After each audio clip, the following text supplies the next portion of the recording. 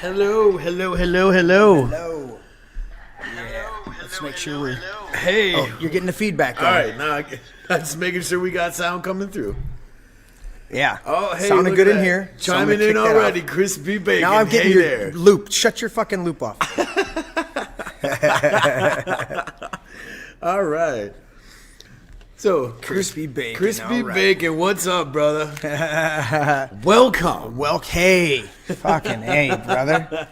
By the way, thanks for the delicious peppers and steak. Oh, and absolutely, bro. legendary mushrooms as usual. So without that, further Yes, ado, yes. salute. Salute. Yeah. I will switch over at a certain point. We'll wait for the to see if Tanya's here. Otherwise, I'll have to. I love this shot, man. This is great. This is a great shot, and for some reason, I'm. Am I not centered? Don't scoot over. No, you're good, buddy. I am not. Hold on, I'm having technicals. What are we doing here? You know what? I don't have the thing pulled up, and apparently it's not switching. Oh, really? Yeah. Okay. Let's do this. So we're just gonna do a center shot. No, we're good. All right. I didn't have the actual switcher program pulled up, even though it's all labeled over here. All right, okay. Let's try it. There we go. See, now the switcher's working. See, look, there we go. No, that's not right. Let's go to this one. Right there. Hey, that one's there we working. go. Look all at right. that. Let me check that camera up there. Yep. Is that one on? No, it's not on. That's fine. Okay. You were supposed to check all this shit. I did check all of that shit. Let's see if that's. Make sure that one's charging. It's on. No, I think. just shut back on. That's What? fine. You know when I did this little adapter? Yeah. This is the type of shit that you do when you run your own show. And you Yeah. Hey, man, you're talking. You're preaching to the here, choir, just bro. wait, see, now Now we got the. All right. Come on now. All right, kick that. Give us a minute, guys. We're having technical difficulties as usual. Just didn't realize the We're camera. figuring it out. Didn't realize the power to the GoPro camera up there had shut off, and so that's what you got. Trained professionals. And then let's see if. All right, so we got a shot now. Is it the long table? Oh, what the fuck? Let's try it again. I'll go over to the computer. Watch me go over to the computer. Okay. Here we go. Watch this. Talk amongst yourselves. We got the security shot there. I love that shot, by the way. That when you Table shot? Yeah. Oh, dude, it's great. All right, I gotta switch to the table shot, Okay. and then I have to. What are we doing here? I don't. Why is that not queuing up? That's that one. Yeah. So that's this one. Yep. There we go. Had to refresh it. There we go. All right, sweet. Okay, so Okay, so everybody, you had to endure that, and I Yes. come running. There's me coming running back. Yep. You come running back. So I do love the man cave shot, and for those of you that tune in regularly, I'm continuing to do stuff. My son and daughter in love. I like to say daughter in love. Yeah. Because Morgan is just a sweetheart, and she's. I love her to I would pieces. call her my son and my daughter, except some people would go, "Wait a minute," What? and I go, How "Yeah, does that no, work, she's bud? married to my son, but she's my Yes. daughter." She's and I love such her. a sweetheart. She is a I sweetheart. love her to pieces. So they got their house. They Congratulations, brother. yeah, they got their house, and they are just ecstatic. And so we had a phenomenal week this week, helping them move in, and my mother-in-law blessed them with a badass lawnmower. And I heard the story about that over dinner. Yeah, they bought their own lawnmower, and they were getting it delivered. And Mom said, "No, that's you got to have Nothing in my house. Yeah, you gotta have the badass mower. And I was like, Right. all right, sweet. So, so we went and did that. Hey, move your bottle, fucking Tony. What? Oh shit, my bad. Just fucking with you, man. Oh, I gotta hit the local record. Yeah. Got it. All right, cool. Ran out of. I told you that we ran out of memory last week. What? Tanya was over there and she's freaking out. She comes running over and she's like this, and I'm like, whatever it is, it's okay. I'm like, are we still live? And she's like, yeah, but it says you're out of. I'm like, then it's fine. I can pull that last section off the. Right. As long as we're going somewhere. We do the local record just to have a backup in case we say something like Alex Jones or COVID fake pandemic and they kick us off suddenly. And I'm still trying to share the. And did we update? I didn't even fucking update the title of the show. No, I did. I got it. You got it? Tuesday Night Rants, baby. Tuesday Night Rant, but what was your subtitle? I didn't have one. I gave you the topic. Or we can switch topics. I don't fucking care. We don't care. So I'm trying to share this damn link and it's not working. I'm going to switch back to dual camera so you're involved because it was just me for a minute there and I'm kind of selfish apparently. Well, I mean, this is your brain. But you are the number one earwig. Yes, I am. Okay, so I'm sharing this. You're sharing the link to everybody. To everybody? Okay. Making sure. Getting everybody started. I only did a 5-minute countdown because, as you know, Crispy's on here. Crispy. We only had a. Come on now, don't be dumb. A 5-minute intro because we worked a long day today. We're building a house not too far from here. And I got back and took a shower and we got out here and you and I just relaxed because you know what? Life is too short to rush and worry and everything like that. So we just relaxed. We ate, I don't have the pictures to pull up, but we had another steak menu. What steak, peppers. Grilled peppers. Grilled peppers. Yes. And my famous mushrooms. Shared. So if you ever have the opportunity to come to the man cave and be a guest of the show, I may cook you one of these fabulous meals. I've become quite the chef. Finally catching up to me and Brother Bill. Gauntlet thrown. Is that right? I've never had your steaks. Oh, that's. Oh. I don't know what to tell you about that. I've made plenty of them and never had a dissatisfied customer. Well, okay. All right. Well, that's one of the shows that we will, now that Bill is we are fully doing free. Food in the Spirit. We are doing Food in the Spirit. You guys will have to tune into that one. We'll do mucho promotion on that. As you can see right now, you're looking at the man cave shot. That bar over there, if you can see where I'm pointing, that bar over there will stay. This bar is going to go upstairs for the new area that's being built. You can see up here there's still the rails for the garage doors that are actually behind me. Yep. So these are the garage doors. The garage doors are going away. And once those doors are gone, I'm going to build my wife a new bar that connects to that bar and runs all the way over to here and then cuts in, and there'll be a new set of doors over there. Yeah, that's 21 foot if my measurements I think were correct. it's 21 feet of bar. 21 feet of bar. So because she loves to serve. So what I'm saying is that bar, the existing bar over there, will become the man cave, the prep area. Because right now I just use the grill and the smoker, and I've got a beautiful skillet over there. I don't know if you guys can see it back there. It's right back in that corner over there, but it's a huge. It's literally straight. It's my just fingers up. Follow that over, and then you can see it right there. Yeah, you can just barely see it right next to the trash can on the heading towards me on the trash can. Anyways, it's a beautiful skillet, but I'm going to put in an 8-burner gas range cooktop. Yep. That's going to go in the new bar over there. And then over in the corner, we already discussed it. So Tanya's going to get her own fridge because my fridge is back there. Yeah. Right by the double doors. But she's going to get her own fridge for liquor and stuff like that.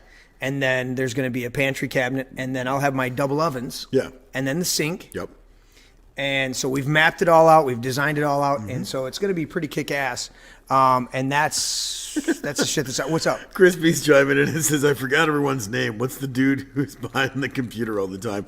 Well, tonight, Chris, it's literally just us, man. It's just me and Tony. Everybody else is doing other kinds of crazy stuff. Yep.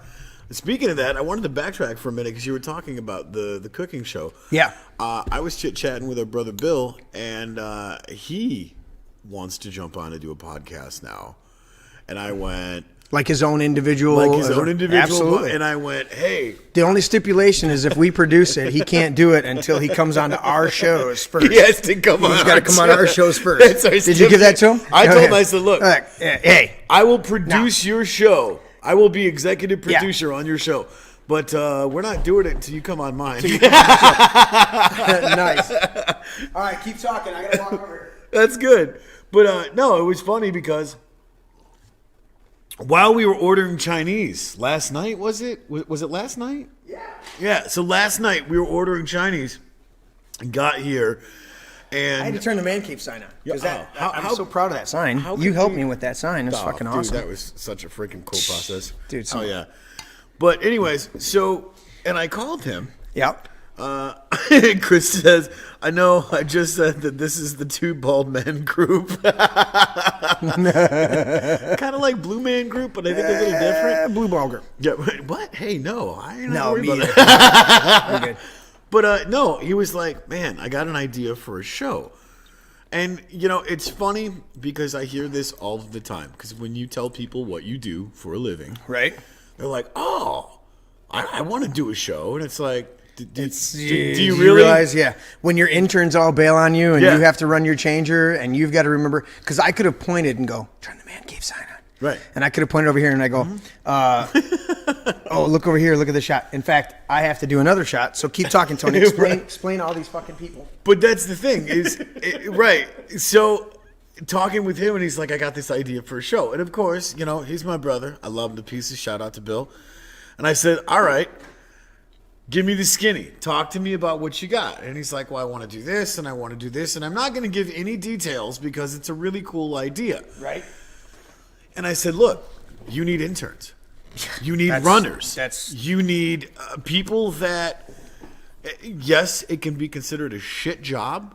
But I'm like, I said, take for instance, okay, look at it this way. I said, when you have a bullshit pandemic. Right.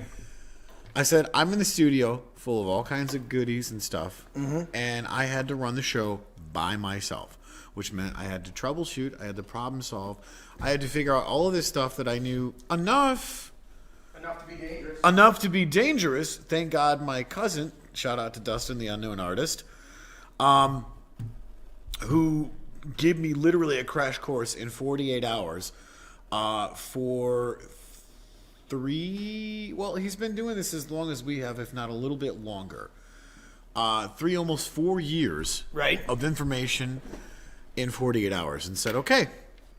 They all saw me moving the camera over there. There was no secret. Oh, here we go. Hey, Survivor Girl Podcast. I'm here. And Blacktooth Grin. Dino! He says, hey, guys, Dino here. Nice. So, what's up? We got to get him on the show. Dude, I was going to get you both on the show on Saturday, but... whatever. But no, it's always a process, and I know we've talked about this at length on Don't Make This Weird. Yep. Of how much it takes sometimes to just get to the point where you have a microphone in front of you and you have a camera in your face. My friend, the imaginary bubble that I'm talking to. It's incredible to do the production. I've gotten this down here. You've gotten it up there. Yeah. And you were even jumped on here and got everything fired up, and we're ready. And there was a couple, we forgot that. You didn't realize that camera was off. I thought it was on. I'm like, why is this not working right? Wait a minute. No, that's not this one. one. Okay.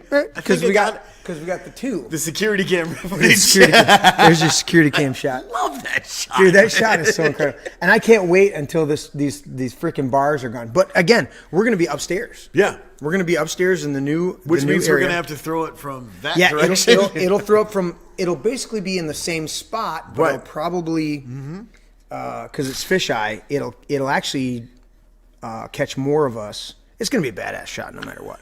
And we'll still be doing the long bar. I think I'm going to modify the long bar and do some things in the middle. Okay. But it's going to be special. But yeah, it's to do these shows, obviously we're never drive content. And it's because the colorful lives that we've lived, good, bad, and ugly, You know, I mean, to Yeah. to bring this home right here and now. Yeah. You've always helped me through some real dark times in my life. Straight up, no bullshit, no filter. And yesterday, was pretty rough. it was a shit show. No, and I'm not going to go into details about it because it's nobody's business. The point being is that once again, you and Brother Bill, who are kind of my go-to guys that I bounce off, that's going to give it to me Right. straight and not, no chaser, no filter. All right, look, you shit the bed. What are you going to do about it? Right. And that's always that very healthy dose of reality of, okay, what did you learn? Yeah. What did you learn? What'd you get out of it? And how are you going to progress in a... If you don't learn from your mistakes, you're destined to repeat them. Just like they say, if you don't learn from history, you're destined to repeat. Right. History will repeat itself. And it's always been a great process of the journey to maturity. Is that the word I'm looking for? Yeah. A lot of people mistake it because they translate in a lot of the text. They'll translate it as perfection or as Candy says, "Hey guys, hey Candy," as wholeness or different things. And the reality is, it's like, listen, it's really coming to a place of maturity. Yeah. You're never going to reach a place of perfection. You're never going to reach a place where you are complete. In fact, I like to say it this way, that the Lord gave us his Holy Spirit, and I take the first word. Well, first of all, pneuma, Yeah. right? The Greek word pneuma, Yeah. means breath, and that was and then you go back to the Hebrew in the beginning, and it says that God breathed the breath of life into Adam or into man, Right. and he became a living being.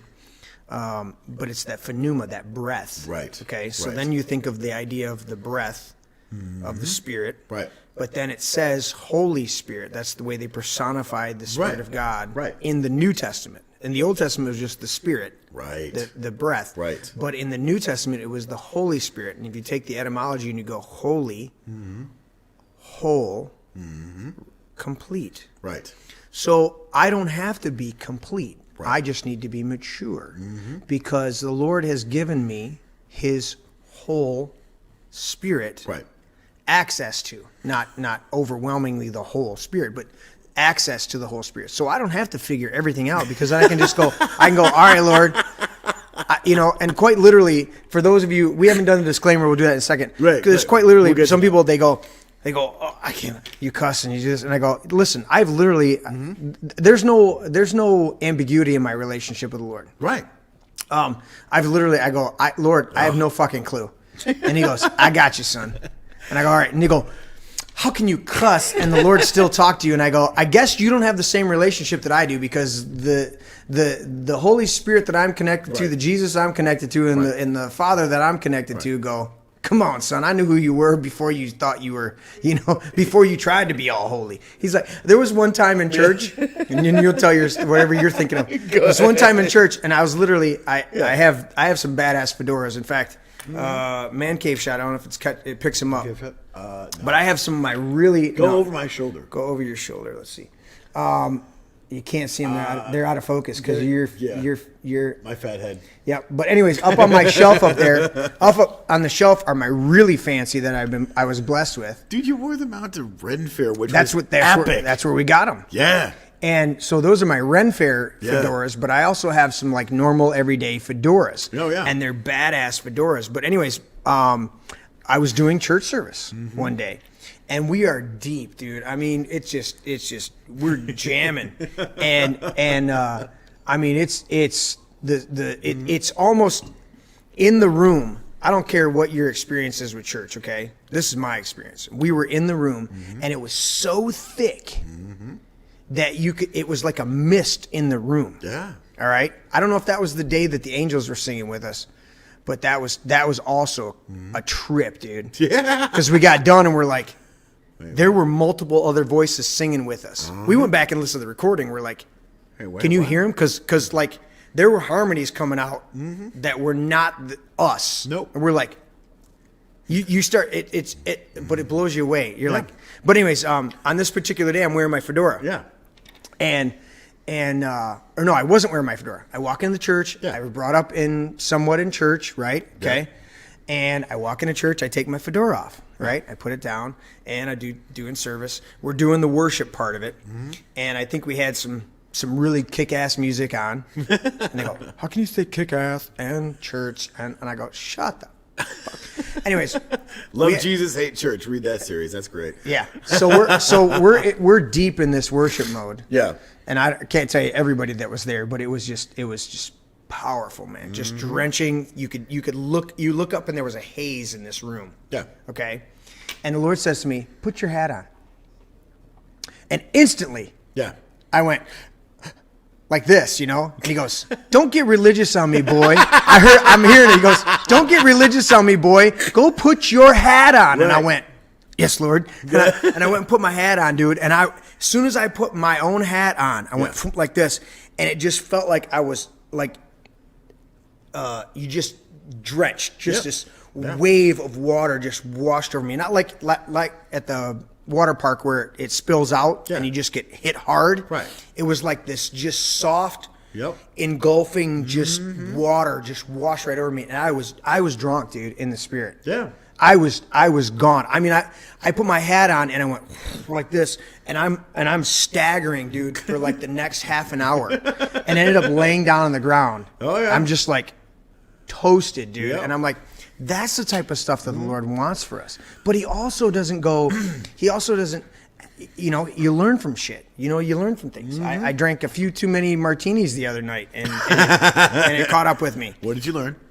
I learned that when I make the first couple martinis and I'm sipping them, and Matt came over, Big Matt, and I made a couple steaks. Yeah. I had a couple porterhouses, and we love jammed some those out, and so we were eating those, and he had a margarita. I only had one margarita. He had a whole bottle of margarita, and he's like, Those are always. and he's just great. like, he just ice, Yep. and he's just going to town.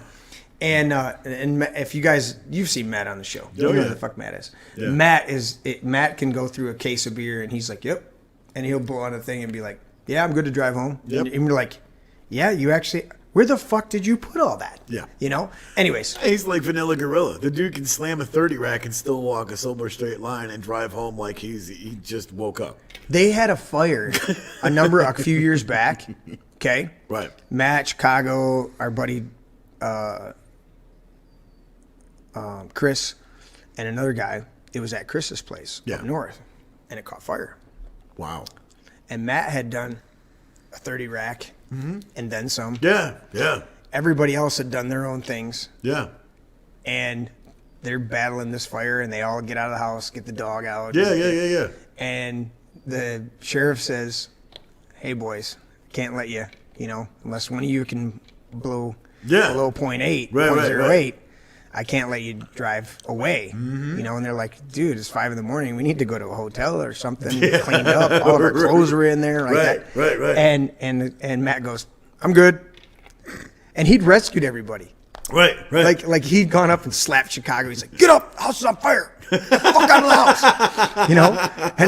house." And he literally, he handed him the thing, and he was like 0.06 after a 30 rack. Good I mean, like literally they had gone snowmobiling and skiing all fucking day and done it. So anyways, Wow. You were going to say something. You got some stuff in chat. Well, Bring it up. That was the thing is, The Chosen. I cannot talk about that series enough for the simple thing. Yeah, you can. You have. But it's about I love you. relationship. It's about relationship. I'm switching. Yeah, go ahead, switch. It's about relationship because it's one of those things that so many people get all bullshit, fucking stupid religious about everything, and it's like, okay, why can't we just have a beer and talk about what's actually going on? Are you struggling? Are you okay? He's got the ice coming. I've talked about it on my show. I talked about it on Survivor Girl. Ask the real questions. Are you okay? Have you ate? Have you slept? Do you need to do a load of laundry? How's your mental state? Where's your emotions at? Do you need a place to crash? Do you need a shower? You don't start asking those real questions because those are necessities. And I can never remember the guy's name where it's the necessity polyhedron or whatever, rectangle or triangle. I can't remember what it was, but the necessity pyramid, I think it is. Right. Where it's got, obviously the things to survive, food, shelter. Talking about the 7 highly effective habits of 7. I can't remember what it was. But, yeah, anyways. Aw, see, why you gotta be like that? Oh, I know.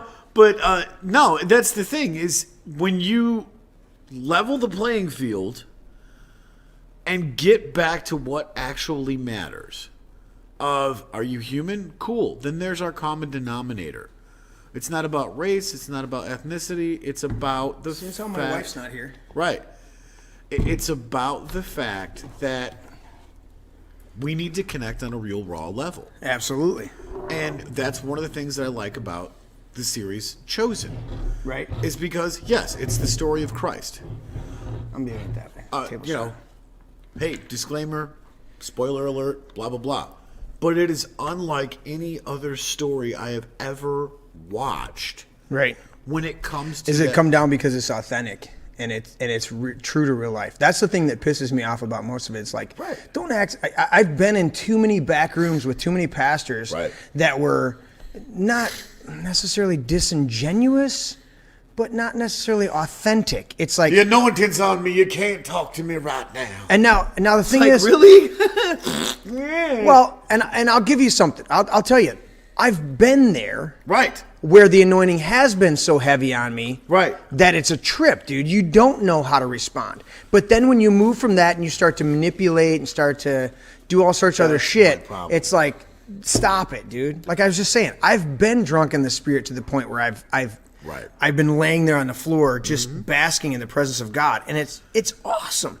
But at the same time, you don't get up from that and go, all right, it's like, dude, you're still the same guy. Okay, stop. And I've been in too many back rooms where they're like, where they're just cutting up, and you would think that you're in a locker room, and you're like, holy shit, dude, why don't you do this on the platform? No, don't do this and relate to people. Don't relate to people. Don't be gratuitous. Don't just, dropping F-bombs for the sake of dropping F-bombs. But at the same time, be fucking real with people, because that's what they really want. You know how many people have come in here in the last year and go, holy shit. If you started backup services, I would come. And I've talked to you about it. I've talked to Mom about it. I've talked to Tanya about it. And I go, believers and non-believers alike. And of course, I've talked to the Lord about it. Right. And what did you say about 4th of July? So here's our schedule. Okay. All right. So we're doing the show tonight. Oh God. You came down last night. Yep. So you did.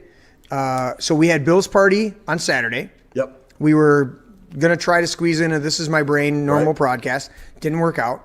You wanted to hang with Bill. I completely understand. Yeah. Dino came down here, jammed with me for a little while. Dino! And then I was so wiped out. So him and Vince they jammed until daybreak. They jammed until the sun came up. Oh, well, then it wasn't 4 o'clock. It was 6 o'clock then. Or jammed and then talked. Right. I don't know. Right. Anyways, Vince said it was a blast. He had a fabulous time. Can I throw this out there to kind of dote on Dino for a minute? This guy...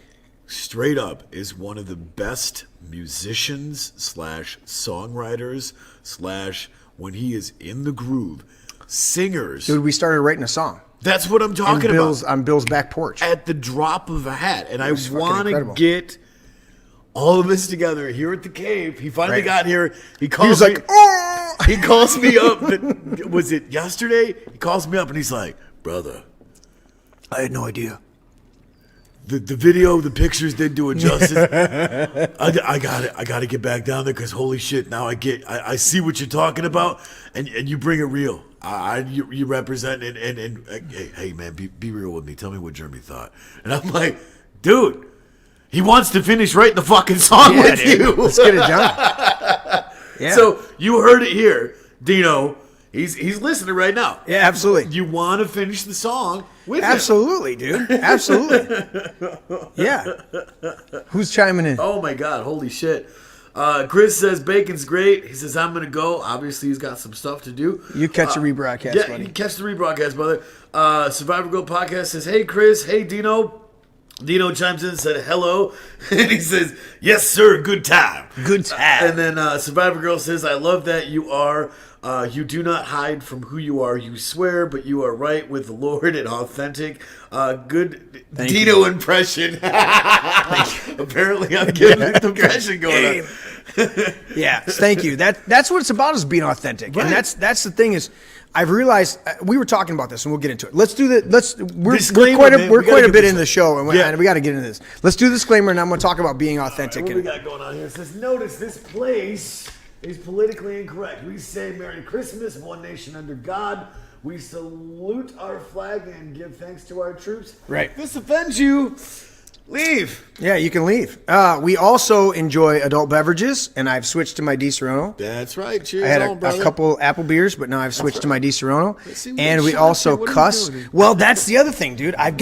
What? Okay, Ooh, so what my is buddy, that? we're working on my buddy right now. Okay, He owns a market. I will not say which market because he has not become a Dino sponsor. chimes in and he's laughing. Hold on, sorry. Dino chimes in and he's laughing, and Heather says, "Love you guys." Absolutely, love you too, Heather. So my buddy who owns the market. What is that? So I get these. Okay, this is the Mongo. This is the normal bottle that you all buy. Look at the size of this thing. Size. Okay. Size difference. I get a case What of is that? 6 of these. This is that the half 750. This is 750 liters. But that's the this half is 1.75 liters. Oh, it is Jesus. huge, and I'm actually. This is, I think, second to last. I'm gonna have to re-up. Anyways, so I was in there the other day. Yeah. And he takes care of me. I'll just say it that way. He does. He takes care of me. He always does. So I came out of there with a box. Yes. Of liquor to stock the bar. And we don't drink it all in one night. We enjoy. Markham Cabernet. Dude, all you gotta do is say it, and he'll get us a case in here. Anyways, Cool. so he Markham says, Cabernet. He says, "Have you tried the Di Serono Velvet Cream?" And I went. What is? I said, "I never even heard of this." Yeah, no kidding. What is So that? of course we've done the rum Is that shot. a fresh crack? No. okay. We've sampled it already. All So right, we've what done do you got? we've done a. Ooh, look at that. We've done That's rum delicious. shata. Okay. We love rum shata, right? All right. And I'm pouring it into, these are tequila rose glasses. So we've done tequila rose. We right. both have enjoyed those. Yep. This is Di Serono Velvet Cream. They need to sponsor the show, Di Serono in general, because Along we with might not Markham. we might not like the content. But this is Di Serono Velvet Cream. Let's try this. That's what.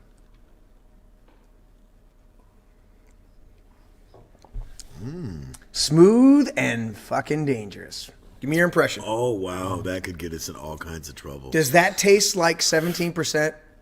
No, it does not. Speaking of that, so we got to go back to Bill's party for a minute. Okay. Okay, so So we're going through the timeline. So Sassenach Saturday. was- What did we do Friday? I helped Bill. You tried to live. Yeah, Oh yeah, right. you came down Friday. I came down Friday to help Bill get his Yep. house in order for the party. I did something. Oh, I had practice Yeah, you had practice. because we had to bump practice on Thursday. So Heather says, "Only drank one night. If I'm bartending, oops, heavy-handed shrug, whatever." Yeah, you're gonna. The new bar is Yes. gonna be 21 feet. I'm sure Tanya is going to. You and Tanya are gonna be Do I the have- cocktail. So from, I'm not quite sure if I heard this correctly, but Tanya and Candy were talking about her, Heather, Candy, and possibly Dawn, because Dawn wasn't in this. Okay. But there's supposed to be some sort of weird reenactment of Coyote Ugly. I'm not quite sure what that means. I didn't get the but memo on I that. didn't get the memo on it either. Yeah. Dino says, "Oh yeah, I got to taste some of that, my brothers." Oh yeah, buddy. So It was anyways, good. That's good stuff. to go back to Bill's party Saturday night, we were there. Yep. And I had got this amazing bottle of Scottish whiskey, straight imported from Yes. Scotland. Yep. It's called the Sassenach. That is actually. I'm not a big. Neither am I. And that was actually some of the best. I would do it on the rocks because Right. I'm a rocks Oh, guy. But absolutely. Well, here's the nice part about this. So I was saving this, and I know people say, "Oh, don't save it for a special occasion." My brother's home. right. We were all sitting there eating some barbecue. Yeah, we don't want to take away from Bill's story, but Right. we got to get him That's on the our thing. shows. We got to get him on the to show tell the stories. But that's the thing is, it's about family. Yep. You know, I mean, the toast that he gave was perfect because Oh, God. he poured shots for. Did you have everybody. a little bit? Oh, dude, I was like, I got all right. annihilated. You look at him and go, all right, cut it, because But here's the thing. So I love you. Anyways, It's getting deep. Right. It's my boy. He poured shots for everybody of this Sassenach whiskey, and I got to say, The adults. You're right.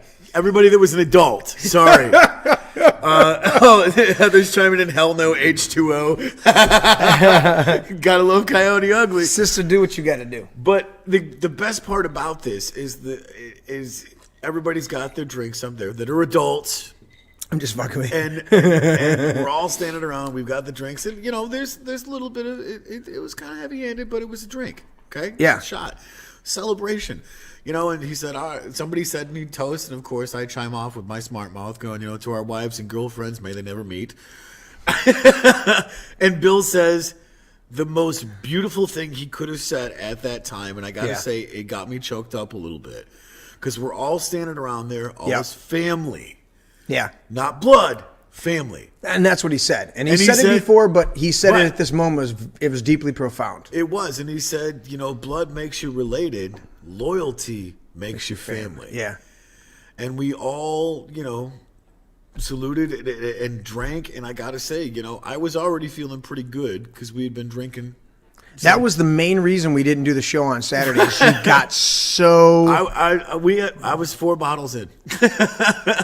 You drank enough. I shit the bed. I will say that. So, anyways, Dino says, "No way. I like the sway in my walk." But no, that was the thing is the party, the toast, the whole ambiance of it. I mean, he made this incredible table nacho. Just it was amazing. Explain a table nacho to everybody before Bill gets a chance to explain it. So, anyways, what a table nacho was all right. So you guys see this lovely table here. This spread. Go back to the long shot. Okay. So you see all of this, right?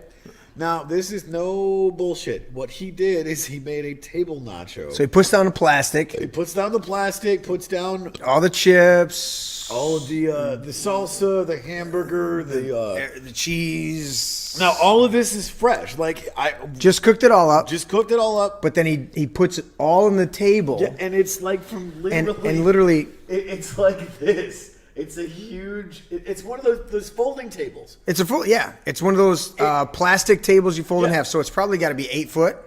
Easy 8 foot. 8 foot by 2.5 feet because it's along that narrow area. I think it's like 8 by 3. I think. 8 by 3. Okay. So anyways, picture a nacho platter. Now there's a couple places. Actually, there's a number of places that you can go to. Right. In fact, we were at a hotel today. The hotel, the South Lion Hotel, or whatever it's called. Right. I think it's South Lion Hotel. Anyways, it's good food. So we went there for lunch. Nice. At work. And I'm looking at the menu. I got the French dip. I love a French dip, dude. Oh, yeah. It's awesome. Anyways, so I was looking at the share for two nachos. Or it's the share whatever their description is. Right. Because if you go to a lot of places, of course, you can get a nacho platter that will feed the entire table of people. Well, Bill does this, and you showed the stretch out. Yeah. Okay? It had and that's to be not an exaggeration. 3.5, 4 feet. That is not an exaggeration. Long. Right. By 2 feet wide. Yeah. On a big piece of plastic. And he did the whole thing was a fucking mound of nachos. It was easily, here, okay, so this is a double shot glass, right? Right. Now, it was literally that much higher than the shot glass. I don't know if you guys can see that, but it was all nacho, all fixings, all... Yeah, okay, so literally to the top of this half-gallon mound of food. And it's insane because he's like, y'all got to take this home. I can't eat it all. I got a tray in there. I said I need to take it to work tomorrow. But it was incredible because, we celebrated it, and I'm not giving any details, but he's got to come on the damn show and tell his story because it's incredible. And we're giving him time, but it's going to run out here to where we're not doing it anymore. I'm we're just going to gag and bound him and throw him in the trunk and drag him in. And that's the thing is, I want him to talk about it and I want him to have a good time, but he's adjusting. He was in prison for 6.5 years. Right, 7 years.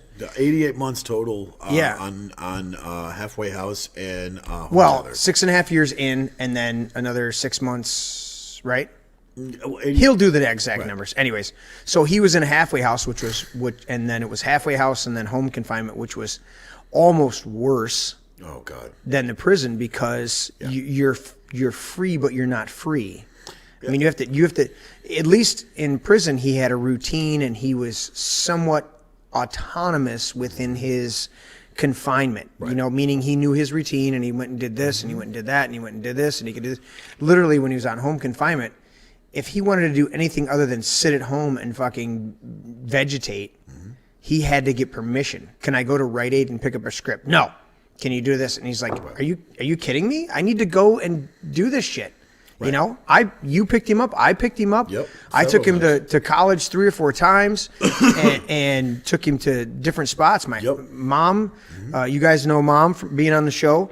Shout out to Mom. Love Mom. Love Mom. I sent her a link. Hope she's tuning in. I don't know if she is. If you see Blondie on there, that's Mom. Oh, I know. But Mom's Mom. Fuck YouTube. Yeah, fuck YouTube. Mom, you know what? There's 2 people in the live chat over here on YouTube. And nobody's saying anything? They're not saying anything. Yeah, come on, guys. But I'm only tuned into the YouTube chat because I'm monitoring it because you're on the Twitch. So you get to be the special boy. What can I say? Hey, we're trying to go Twitch live loves on. Me. We're trying to go live on. No, that's usually my thing. What? But we're trying to go live. If we had an intern, the intern would be handling all this shit, and I wouldn't even be involved. That's right. But we didn't have an intern tonight.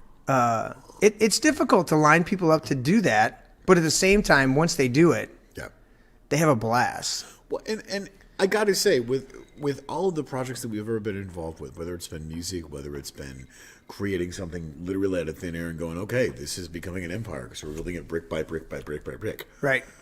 Something like this, when people get a taste of what it is that we're doing, they will ask us permission of going, hey man, can I do that again? Can I come back over and do that? Because man, I had a blast. I really like that. And we're looking at it going, this is what I do all the time. Yeah. If you want to be a part of it, sign on. Let's do this. And the thing is, we want to get to the place where we're bringing in revenue. We have the T-shirts. If anybody wants to hit me up, there's the T-shirt on there. I don't have an intern to pull it up on the screen, but you've seen the T-shirt in our previous broadcast.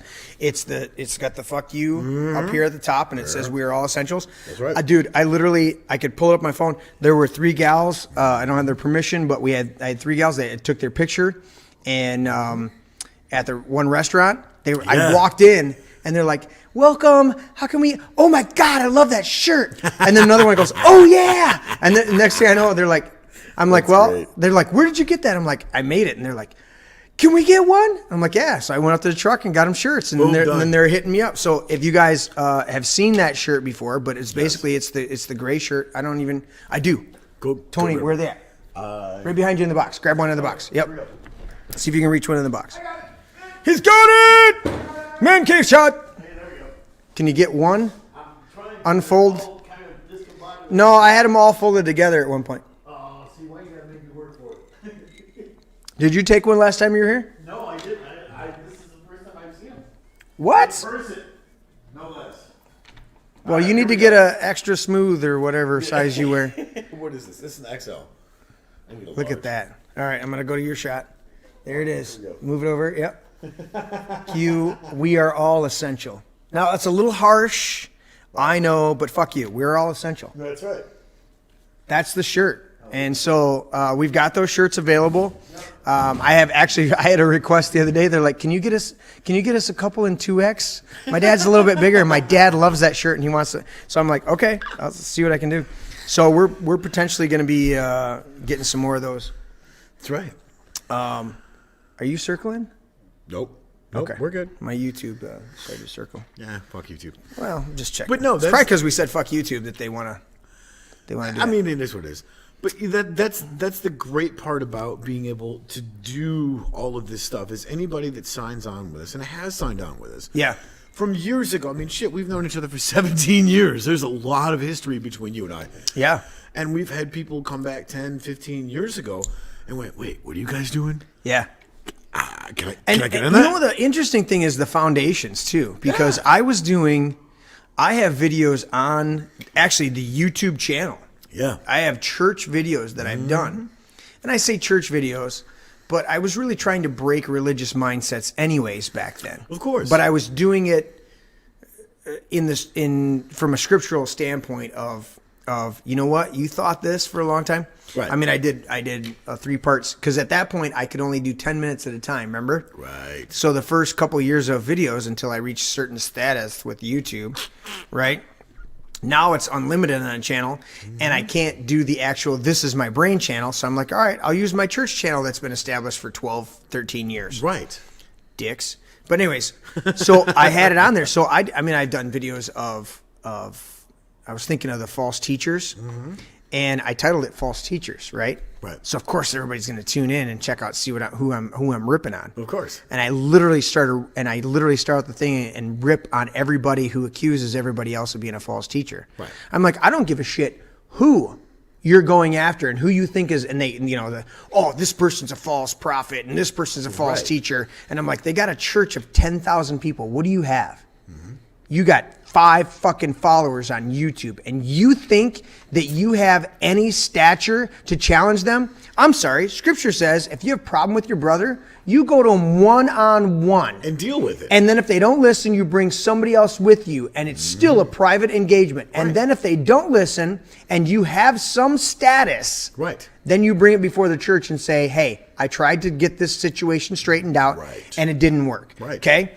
But to act like you can talk about this, I could start naming off ministers that they've gone after. Right. And go, well, he's this and he's, you know what? They very well may be.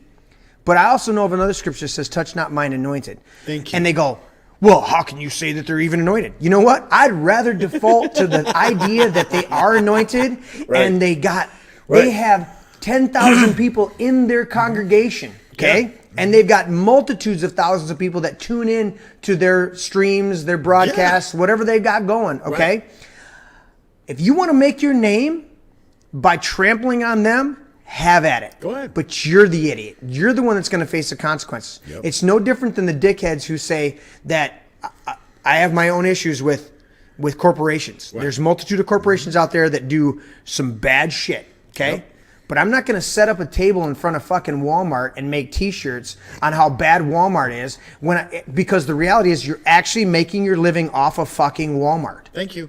By me putting a T-shirt that says "fuck you, we're all essential," who am I making money off of? Nobody. Me. You. Exactly. Making money off of This Is My Brain. Right. Okay. Granted, our governor did some shit right in Michigan and did a bunch. But the reality is, I'm making my money off of my brain. Right. Putting out a T-shirt. Here's one of the new T-shirts we were thinking about. What was it? Oh, I can't wear. Sorry, I can't wear a mask. I have a condition called common sense and logic. And then on the back of it, I thought about. You like that one? I thought about on the back of it, putting it, going, I can infect you if you want. Just ask. Oh God. I have a story. Or no. I can't wear a mask. I'm already infected with common sense and logic. And then the back says, I can infect you if you want. Just ask. That's good stuff. I got a story about... In the chat, text me if you guys are interested in that one. Yeah. It takes a little bit to make these shirts. We're not made of money here, and we don't have any corporate sponsors. Yeah, and if you guys want these shirts, hit us up. Dude, hit me up. Hit me up here, or hit me up in on our Instagram. Facebook, Instagram, all of that. All that shit. Hold that thought. What are you doing? About a horse. Oh, I got to switch to me. I got to switch to me and talk about this. So while Tony goes and takes a piss, because what's the Merovingian says that? That's right. He says cause and effect. I drink, therefore I have to piss. Don't listen to me doing the commentary about you taking a piss. Go take a piss. See, that's what we do here. We keep it real. I'm by myself now, sitting at the table. But anyway, so the big thing about it is we're going to go back to being authentic because Heather chimed in about that. And the reality is that's what it's about, is being authentic. Even when I was doing a lot of church work, I never took it as this religious thing and never tried to be pious. And there were even times where I went in my trying not to be pious, I shifted over into being anti-pious, which is not the right step. It's not the right mode to be in any either. You don't combat religiousness by being anti-religiousness. If you follow my understanding, you don't go against the religious mindset by being religiously against the mindset. You in order to not be religious, you just be, but you don't. You're kicking my fucking camera. What are you doing? Sorry, my bad. What the shit? All right, straighten my camera. Which one? Just turn it just a little bit. Can you turn it? You kicked my camera. You just broke. No, you're going the wrong way. What are you, a tool? I love you, Tony. There we go. There we go. Okay. Gotta get the D-Throne on there. Let me see. That's right. I grabbed I grabbed the thing and it wouldn't turn. There's the D-Throne. They need to be a corporate sponsor because right. This is my brain. Along with Mark Ham Cabernet. Mark Am Cabernet, and I've got some other ones. Let me give the table shot because this is the blueberry, 3 olives. That's Mom, such if a you're good listening, Mom and Tanya absolutely have to do shots of this on a regular basis. It's so smooth. So we're gonna try that out, you and I, because we've already already sampled the velvet liqueur. Oh yeah. The blueberry, 3 olives. I picked up the grape the other day. Now the grape, you're gonna have to give me your interpretation. Okay. And I also picked up the Applejack. And so I would grade these as very smooth, a little less, and a lot less. And so we're gonna try them out, and you're gonna tell me what you think. But anyways, so The story that I'm getting to, and this is why we call this, Tuesday Night Rants. yeah, we got a rant. Okay, so Let me finish that point. go ahead. So my point was you can't be against religion by being religiously against religion. That's part of my point, and that is I've watched people that were like so against religion. I'm like, wait a minute. So you're so against being religious that you it's one thing to not want to wear a suit and tie to church. Right. Now, you know me. I've told the story before, okay, years ago, where I gave a suit to the pastor that I was under at the time. Yep. I walked in the store. I put a suit on layaway. Nice suit. I loved it. It was, oh my God, it was gorgeous. Okay. and I love to wear suits just for no other reason to wear suits. I like to dress up. Okay. Right. And so I'm wearing a suit and I walk out of the store. As I'm walking out the door of the store, the Lord goes, I want you to give that to Pastor so-and-so. And I'm like, are you serious? Right. He's like, I haven't even paid for it. You want me to give it away? He's like, yep. So I literally walk out of the store. And I come back the next week. I pay the suit off. I give it to I didn't even have it tailored. Right. I said, I'm going to give it to you untailored so you can have it tailored, right? The next week, like 3 or 4 people in the church that we're part of under this pastor walk up to me and give me wool blend, full Bacrock, double-breasted, triple button, okay? And like I had 40 silk ties given to me. Several suits. I mean, to the nines, and fit me perfect. Yeah. No tailoring, right. Fit me perfect. Wingtips, 2 or 3 pairs of wingtips fit me perfectly. Yep. I'm like, holy shit. So for the next 15 years, 12, 15 years, I wore these suits. Right. Every chance I got, church and otherwise. Yep. And I would walk into church and they're like, and people would go, wow, you look really sharp. And I wouldn't say this out loud, but this was my reasoning. I'm like, I'm not wearing it for you. Right. I'm wearing it because my father blessed me with these suits. And if there's a wedding, if there's a funeral, I don't give a shit what the event is. Right. I'm going to dress to the nines because I was blessed to be dressed this way. Hell yeah. And if it blesses you, that's a bonus. And I'm glad you appreciate it. You know, there were times where I got up in the morning and the Lord goes, put that shirt on and that tie with that suit. And I go, okay. And then I walk in the door and one person, there'd be a number of people that would come up and say something. Yeah. But one particular person would go, I love the combination you got there. And I go, well, apparently it was for you because I was told this morning to put this on. Right. And they go, really? And I go, yeah. And people are amazed by that stuff. You've done that 1,000 times standing in your closet. I mean, what was it, a couple of months ago? And the Lord goes, I need a shirt, and you're like, all right, come on with it. And we're standing in your closet, and you're like, what about this one? And I'm like, that's the one. That's a badass shirt. Absolutely. You know what's funny? On that note, and I'll get back to the religious, and then you got your point. Yeah. This is my brain, so we're digging around it. Anyways, so I told you about Mom and I going out, right? Yeah. Yeah. This is pre-show. You guys Mom was blessing everybody the other day. Love Mom. This is Vicky's mom, or Tanya's mom, Vicky. Yeah. Okay, so my mom's awesome. Vicky's awesome. Yeah. I'm blessed with 2 phenomenal moms. Anyways. You have the coolest moms. So Vicky makes me go to Home Depot, and I mean that. Yeah. Makes me go to Home Depot, buys me some tools. Yeah. Because I built some. Whenever I build things You for her. still have to go up and look at the saw, man. Oh yeah, it's upstairs, dude. It's a beast. I mean, it's a fucking beast of a table saw. So because I built periodically, I need to build things for my mother-in-law, Vicky. Okay, and she'll go, and then I'm like, we live at your house. We moved in temporarily. Dad got sick. Right. You said you can't leave. Right. Because we looked at a house. Yeah. We were going to move back out. Right. And she said, you can't leave. You need to stay and help me work with Dad. Well, Right. Dad just passed away in January. Yep. And so, but in that interim time, she's like, this is your house. Just Mm-hmm. take over. Dad actually said to me in one of his lucid moments, because he dealt with Lewy body dementia and Parkinson's, he came and said, the barn is yours now, son. Take over. Wow. You know?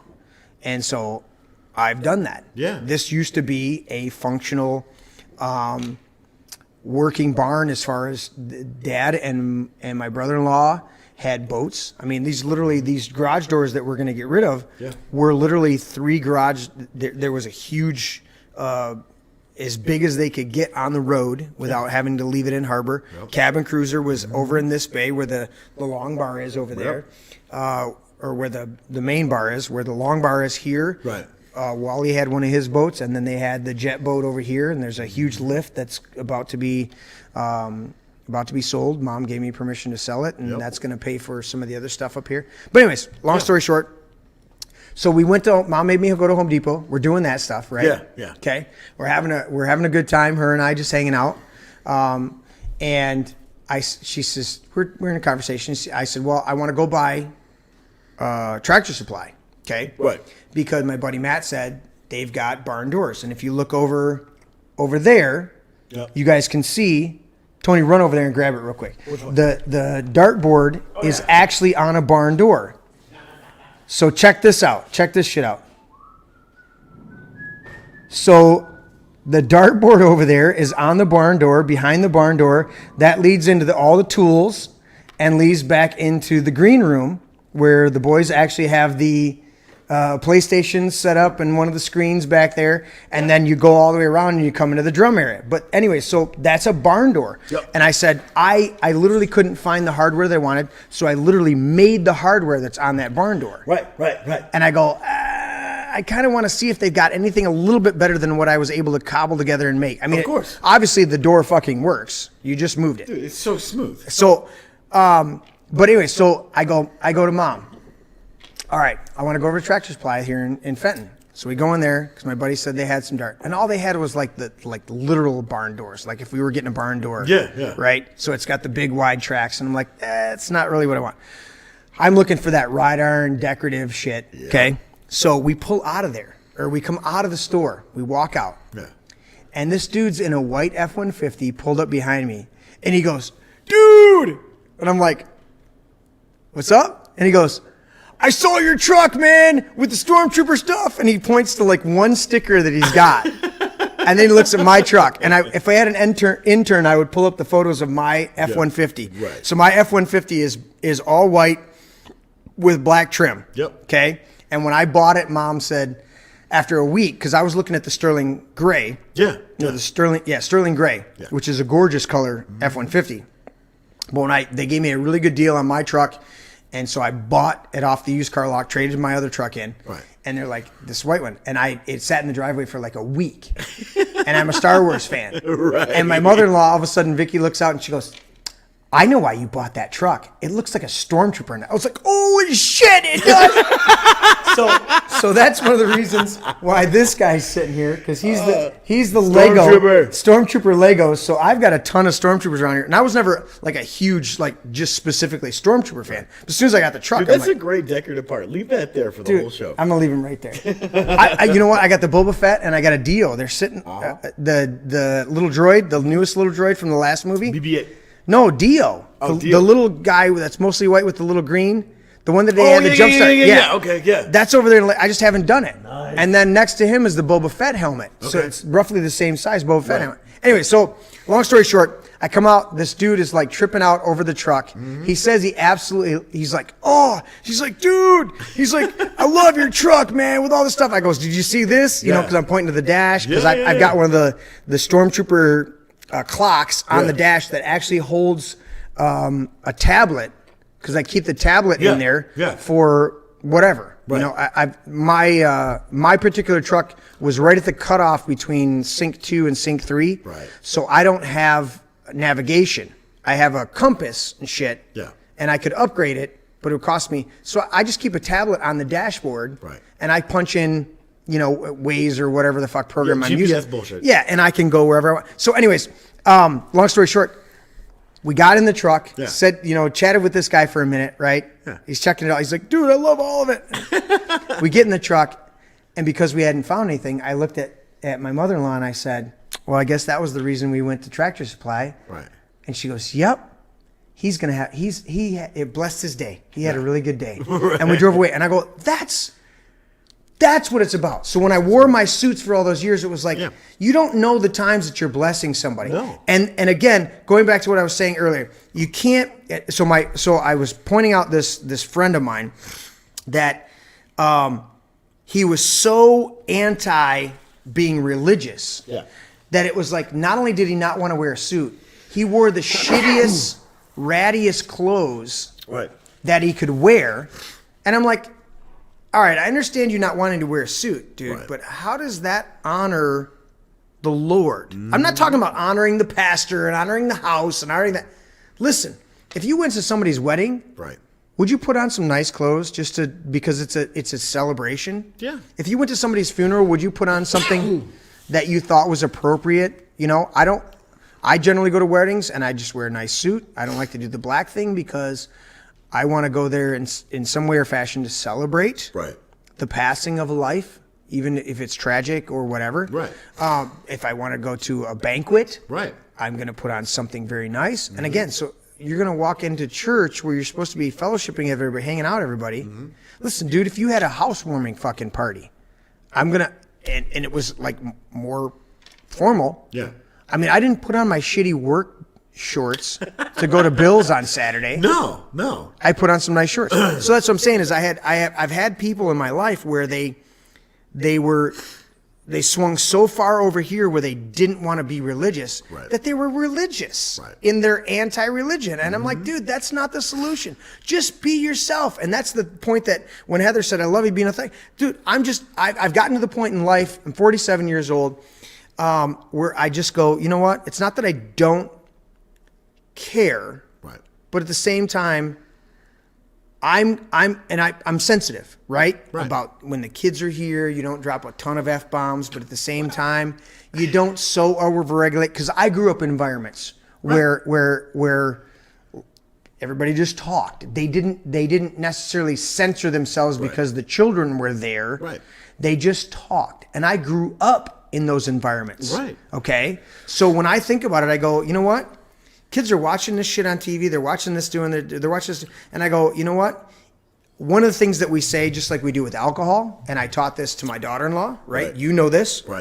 When she come around and she was 14, and she was being supplied on other side. I had no control over that.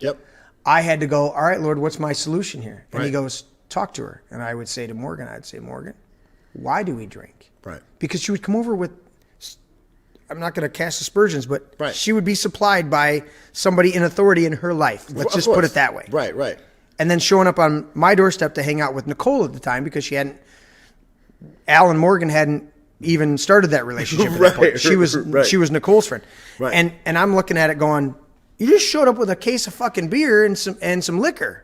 At 14. At 14. What the fuck? And I know who dropped you off. What? And you're at my house. Right. I can't even take your keys because you're not old enough to drive. And I'm like, okay, how do I handle this, Lord? And he goes, talk to her. Because I could have went full blown, we're just, you can't drink here. Well, then I would have lost all input. I would have lost all inroads into that relationship, okay? And I'm a firm believer that adolescence is bullshit and that drinking is, a lot of other countries, you drink with the size that you can handle, the size of the glass. Right. And you learn. And the reason we have high-end alcoholism in this country is because we're not taught moderation from an early age. But that's a side point. Anyways, Right. so I said to Morgan, I said, and this is a G.K. Chesterton reference, but Right. I said, why do we drink? Right. Do we drink to get happy, or do we drink because we're happy? And if you guys look that up, everybody that's in the chat or watching later on the rebroadcast, look that up. G.K. Chesterton. It's called The Spirit, and it's either in Dogma or Heretics, but it's in his essays. One of the essays deals with spirits. Right. And he talks about how they would, at that time, spirits were used, alcohol was used for a lot of medicinal purposes. Of course. And he would say, and he wrote in his essay and said, this is from the 1890s or something like that. And he said, look, if you need alcohol to feel normal, you shouldn't be fucking drinking. Absolutely. But if you don't need it to feel normal, Right. and you can feel extra normal Right. by having a glass, Right. then you are the one that should have a glass because you don't need it. Right. Okay? There are many times that I walk in the man cave, and one of my rules in the man cave is the bar is always open, but there's many times that I walk in here and I go, I don't need a drink. Yeah. What did we do? We did one or two. I did one shot last night. Yeah. Did I do anything? I drank water. And that was during what? That was during the 3OF practice where we traditionally do a shot, and my wife brought us all over a shot Yeah. because I called her up. Or not called her up, but I looked over at the bar and said, And that was what, a 2-hour rehearsal? a 2-hour rehearsal, and I said, hey, it's tradition that the 3OF does a shot, and so she brought us over a shot. We did the Right. shot, and I drank water the rest of the time. We both did. I don't need alcohol. Right. That's the joking thing about it. Is I don't need And there's alcohol. an abundance I of it here. enjoy Right. alcohol. Speaking of which, all right, now you had a point. Bring Yes. it up. We're going to try the blueberry. Here's the thing, and to go back into the lost the cap. conversation, talking about that relationship, I recently had a come into Jesus moment with my son, and I'm not going to go into the details. I'll get to that. Just share the light. Right. But it was one of those things that, I struggled because my son's 18. I'm 43, 44. I don't know. Math it out. How the fuck? Right. But it was one of those things that this is my first time being this age. It's his first time being that age. Right, which we talked about. It's good Right. stuff. Yeah. And I said, look, man, I'm struggling. I don't know how to love you. Right. And that's not for a lack of loving my son. Anybody that knows me knows that my children are the apple of my eye. I love them with every ounce of my being. If I get one thing right in my life, I want it to be my Right. children. But You go, I may love you, as Right. imperfect as that is, Right. but I love you. right, and that's the thing is, confessing to him and going, look, I don't know how to love you the way that you need to be loved, because as we grow, as we mature, we each need to be loved slightly differently. And now I think that's the most beautiful thing about Chapman's book when he says the 5 love languages. It's Right. not necessarily. Right. I've watched so many people get bought into the categorical aspect and what love language are you? And I go, dude, it's not necessarily about identifying the exact category you're in. Right. It's about recognizing that people need to be loved specifically. And that was the thing is, and I mean, we had a very father-son moment, and we hammered some stuff out, but it was one of those things that, it was the first time that it happened in my life because now my son's legally an adult. He's 18. Well, he can die Right. in war. Right. He can vote. Right. But in Michigan, he can't legally drink an alcoholic beverage. Or smoke cigarettes or do all of those other crazy things. Well, they're trying to say that you can't do. Yeah. They're trying to raise the age of buying vapes. Right. No, they already have it. They already have. Because I heard it the other day. It's 21. I won't disclose the names. Right. But somebody 21 can buy vapes. Yeah. But somebody 18 can smoke vapes. Of course. You're a bunch of fucking idiots, and that again is a display of the wisdom of government. Right. Wait, you can go to war. Right. I remember when our buddy went to war. Remember, or not war? It was a conflict. Yes. Anyways, he ended up over in Egypt during the second. Or Iran? No, he ended up. I remember him communicating when he was in Egypt. But he was also over there in Iraq. Yeah. But it was during the second conflict. Oh, okay. Yeah. Right? Yeah. Okay. I remember. And he's over there and he's our age. Yeah. And I'm like, dude, I know you're only 19. Right. And he's just tipping back beers left and right. And he's like, yeah, they don't have this stupid fucking. I'm like, so you can go to war at 18, but you can't drink till you're 21? Right. How arbitrarily fucking stupid is that? Right. You should be, and I'm not saying you should drink at a young age. No. But I grew up in an environment on my mom's side Yep. to where you drank when you could handle the responsibility of drinking. Can you please repeat that? You drank when you could handle the responsibility of drinking. You cussed when you could handle the responsibility of cussing. Mm-hmm. I said that sometimes the kids will be like, Grandpa's cussing a little too much. And when I drink and get loose, I might get a little bit more flamboyant. Let's call it that, right? And I've had Bubby say stuff to me, you know, Grandpa. And we've had, well, he doesn't do that as much, but he's literally, and then he's turned around, right? And he's said some stuff, right? And we go, Bubby, what are you doing? And he goes, what? And I go, can you handle the responsibility? Of course. Of adult language? Mm-hmm. And he goes, and I go, you can grow into that. Mm-hmm. But right now, don't drop an F-bomb. Buddy. You know what That's I'm saying? what I love about my son. And they emulate. Right. Kids emulate. That's what I love about my son, Sean. And, you know, I hope he listens to this at some point. One of the best parts about him is, you know, from a very young age, I grew up with a generation from, you know, the Second World War. Right. You know, my grandfather, my grandmother. I mean, my grandmother's the one that raised me. Right. So that very. So that's very Second World War. Right. Because mine were Vietnam. Right. My grandfather was, you know, second in command to Patton. He was a ham radio specialist. Okay. Look, you can look that shit up. Irvin Hughes. Go look it up. I mean, incredible. Yeah, he was doing all the encryption bullshit before that stuff was even invented. Wow. But yeah, I mean, I was 4 or 5 years old. Okay. And, you know, he was just like, hey, you acting up, acting a fool. Oh, your teeth bothering you? All right, cool. He'd go up. Get you a little whiskey. Get you a little whiskey. Put it on your gums. Guess what? You ain't not everything that our families did was right. But they were a lot more right than what they're doing now. Well, but that's the thing is it's a lot of those home remedies that just worked. It wasn't, you weren't sitting there doing shot after shot after shot. It was literally a finger whip of some whiskey on the gums. Yeah. And boom, you were golden. They did this for over 400 years. And it worked just fine. Exactly. And then we're going to nanny state the fuck out of you. And it didn't turn into children being alcoholics. It turned into, okay, the child's cutting teeth. Yep. Fucking fix that shit. Right. On point. And that's the thing is I grew up with that same mentality of, look, you can do this as long as you can handle responsibility. And my son, that's what I was getting at. My original point was from a very young age, I said, look, I'm going to give it to you straight. I'm going to raise you to be a better man than me. And then that's not... you're going to do your best. Right. We always want our children to learn from our mistakes and get a leg up or be more... we want this to be a relay race. Right.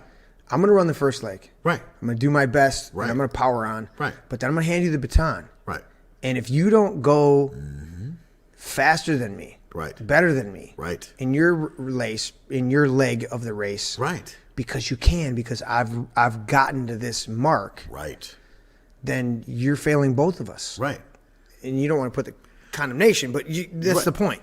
And that's the point that I love about my son's honesty is at a very young age, and I'm not going to say what, because now that he's 18, and I mean still whatever, semantics, bullshit, blah, blah, blah, blah. I said, look, I'm your dad, okay? If there was ever in an environment for you to do something responsibly, I'm offering it to you. And I'd offer him a beer. I'd offer him a shot. And every single time, I can't handle that responsibility. I don't want to do it. Right. And now, most children of this generation would jump on board and be like, yeah, cool, I'm drinking with my dad. You know, and I've seen it happen 1,000 Yep. times. You know, and his friends is so great because they're like, dude, your dad's awesome. This, that, and the other thing. And, you know. And they think of it from the standpoint of you allowing them to drink, but the reality is you're I'm instilling responsibility for choices that are bigger than yourself. right. You're not using arbitrary age. Right. And that's the thing I told him. I said, As a Sean, guideline. Sean, hear me. I need you to listen to me. Our forefathers were 18, 19, 20, and 21 years old when they drafted the Constitution, the Declaration of Independence, all of these documents that we still hold true to this day, well over 250 years later. And they even understood. They understood. I mean, Washington was there were a number of elder statesmen involved as well. But they understood. They said, "Look, you got to be 25 to serve in Congress. You got to be 20. You got to be 30 to serve in Senate, and you got to be 35 to serve as president." They understood that there are levels of maturity, Right? And but maturity, as we understand it, is not just being fucking old. Right. Maturity is experience. Okay, Right. by 35, you've raised. Hopefully, at that time, you've raised a few kids. You've gone through it. You've experienced some serious shit. I'm telling you what, you will never, if you've never had kids or have yet to have kids, you will never understand selflessness until you've had to sacrifice for your children. I love there was a stupid commercial that was on a few years back. You remember it when I say it. But the dude opens the door and he goes, "Hey, I'm really sorry. I'm just not feeling too well. I'm not going to be able to come in today." And then it cuts the flip shot, and it's the kid in his crib. Yeah. And he goes, and the kid's like looking at him, and the voiceover goes, "You can't call in sick as a parent. You got to just keep fucking." I remember that commercial. You can't call in sick, dude. You can't walk into your kid's room and go, "Hey, I'm just not gonna be able to take care of you today. I'm not feeling that well." Right, right. You know, you can call into a job, but when you're feeling sick, you still got shit as a parent that you got to do. There, you know, you don't get a vacation, and that's where mental and emotional health, yeah, and being able to taking time for self. Well, I mean, not only when you that, can. but I mean, being honest with your children. Yeah. And showing them the responsibilities of failing and how you figured out how to be successful. Well, that's what I said to you. Right. I said, dude, I used to say to my kids on a regular basis, I was like, look, I'm going to fuck this up. You've never been a kid before. I've never been a dad before. Right. So let's work together to do this the best we can. Right. Don't make my job hard, because then I'll get pissed off about it, and I might have to swat your ass. You know, let's do the best we can. And that's been a lot of the camaraderie back and forth, because, you know, you and I were parents roughly in the same. Obviously, you're a little older than I, so you've had a little more. What the fuck are you saying? A little more experience in being a father. But then I was on the curve before you. Right. Let's So call it that. using your experience, using your wisdom, we got somebody pulling in now. Yeah. Can you? I don't know if they can hear it. Yeah, I'll have whatever. to, let me see. Wait.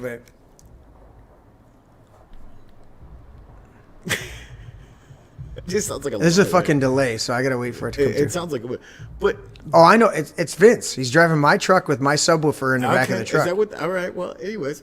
Wait. Let me see.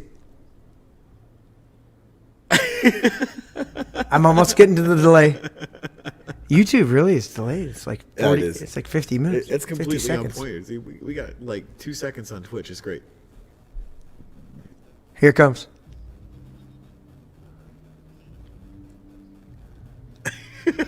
Wait for it. For those of you who listen to audio stream later, That's right. You have no fucking clue. That's right.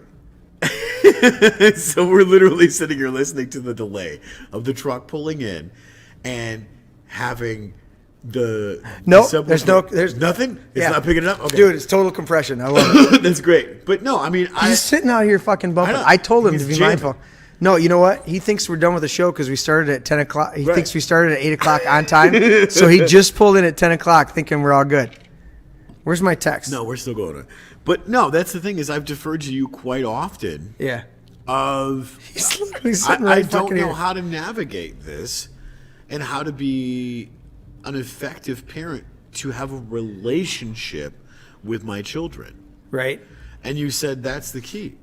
You know, it's different for everybody because I'm Lay it different on the than table. you. I'm Yep. different than you from choices that I've made as a father. Right. My children are different than your children. So you All have, children and my children, all three of my children are different. Right. So you have to figure out how to navigate that to have a relationship with them. And I mean, I look at what my buddy Charles said, which we got to get him on the show if he's ever in the neighborhood. He lives in West Virginia right now. Okay. Which was funny because he was stone throw away from Bill, and I kept Dude. trying to go through and line this up, but it just unfortunately didn't work out. But he had a great quote. He said, "Look, when you're a parent, you have to remember this and this thing only. Is it going to matter tomorrow?" Well, you know my rules, and we've discussed them before. Right. There's a number of rules that I had. One was if you break something, have an accident, you come and tell me. Right. Or tell your mom. Right. You come and tell us. Right. No problem. And I literally reinforced that. I'm Yeah. like, no problem. Right. So the kids are playing. I've told this story before. Kids are playing. They break. They're playing in the room, and they and they fucking knock out the light. I was talking with Martha at Bill's that? party. Yeah. We're all downstairs in the kitchen. Smash! Oh, shit. And they come, and then all of a sudden you hear all the feet. 3 kids, and they come down the stairs. I go, "What's up, Dad? We broke the light." I remember that. I go, It's great. "Okay, come get the broom and the dustpan." Right. And we all went up there and we We all cleaned went up. They cleaned it up. Yeah. I reached up. I undid the light bulb. Yup. I handed one of the kids a new light bulb. They climbed up. Yep. They put the new light bulb in. I Yeah. said, "All right, make sure all the glass is cleaned up." I said, "What did we learn?" Right. "We got to be a little bit more careful." I was like, "Okay, we're all good." And it was done. Yeah. It wasn't, "What the fuck? Why'd you break the fucking light?" You know, which how many people have, the vast majority have experienced that. I'm so guilty of that. And I go, that's not Yeah. a learning experience. That's Right. not listen, shit happens. I was on, remember, I found the fucking, what was it, a Corvette? Yeah.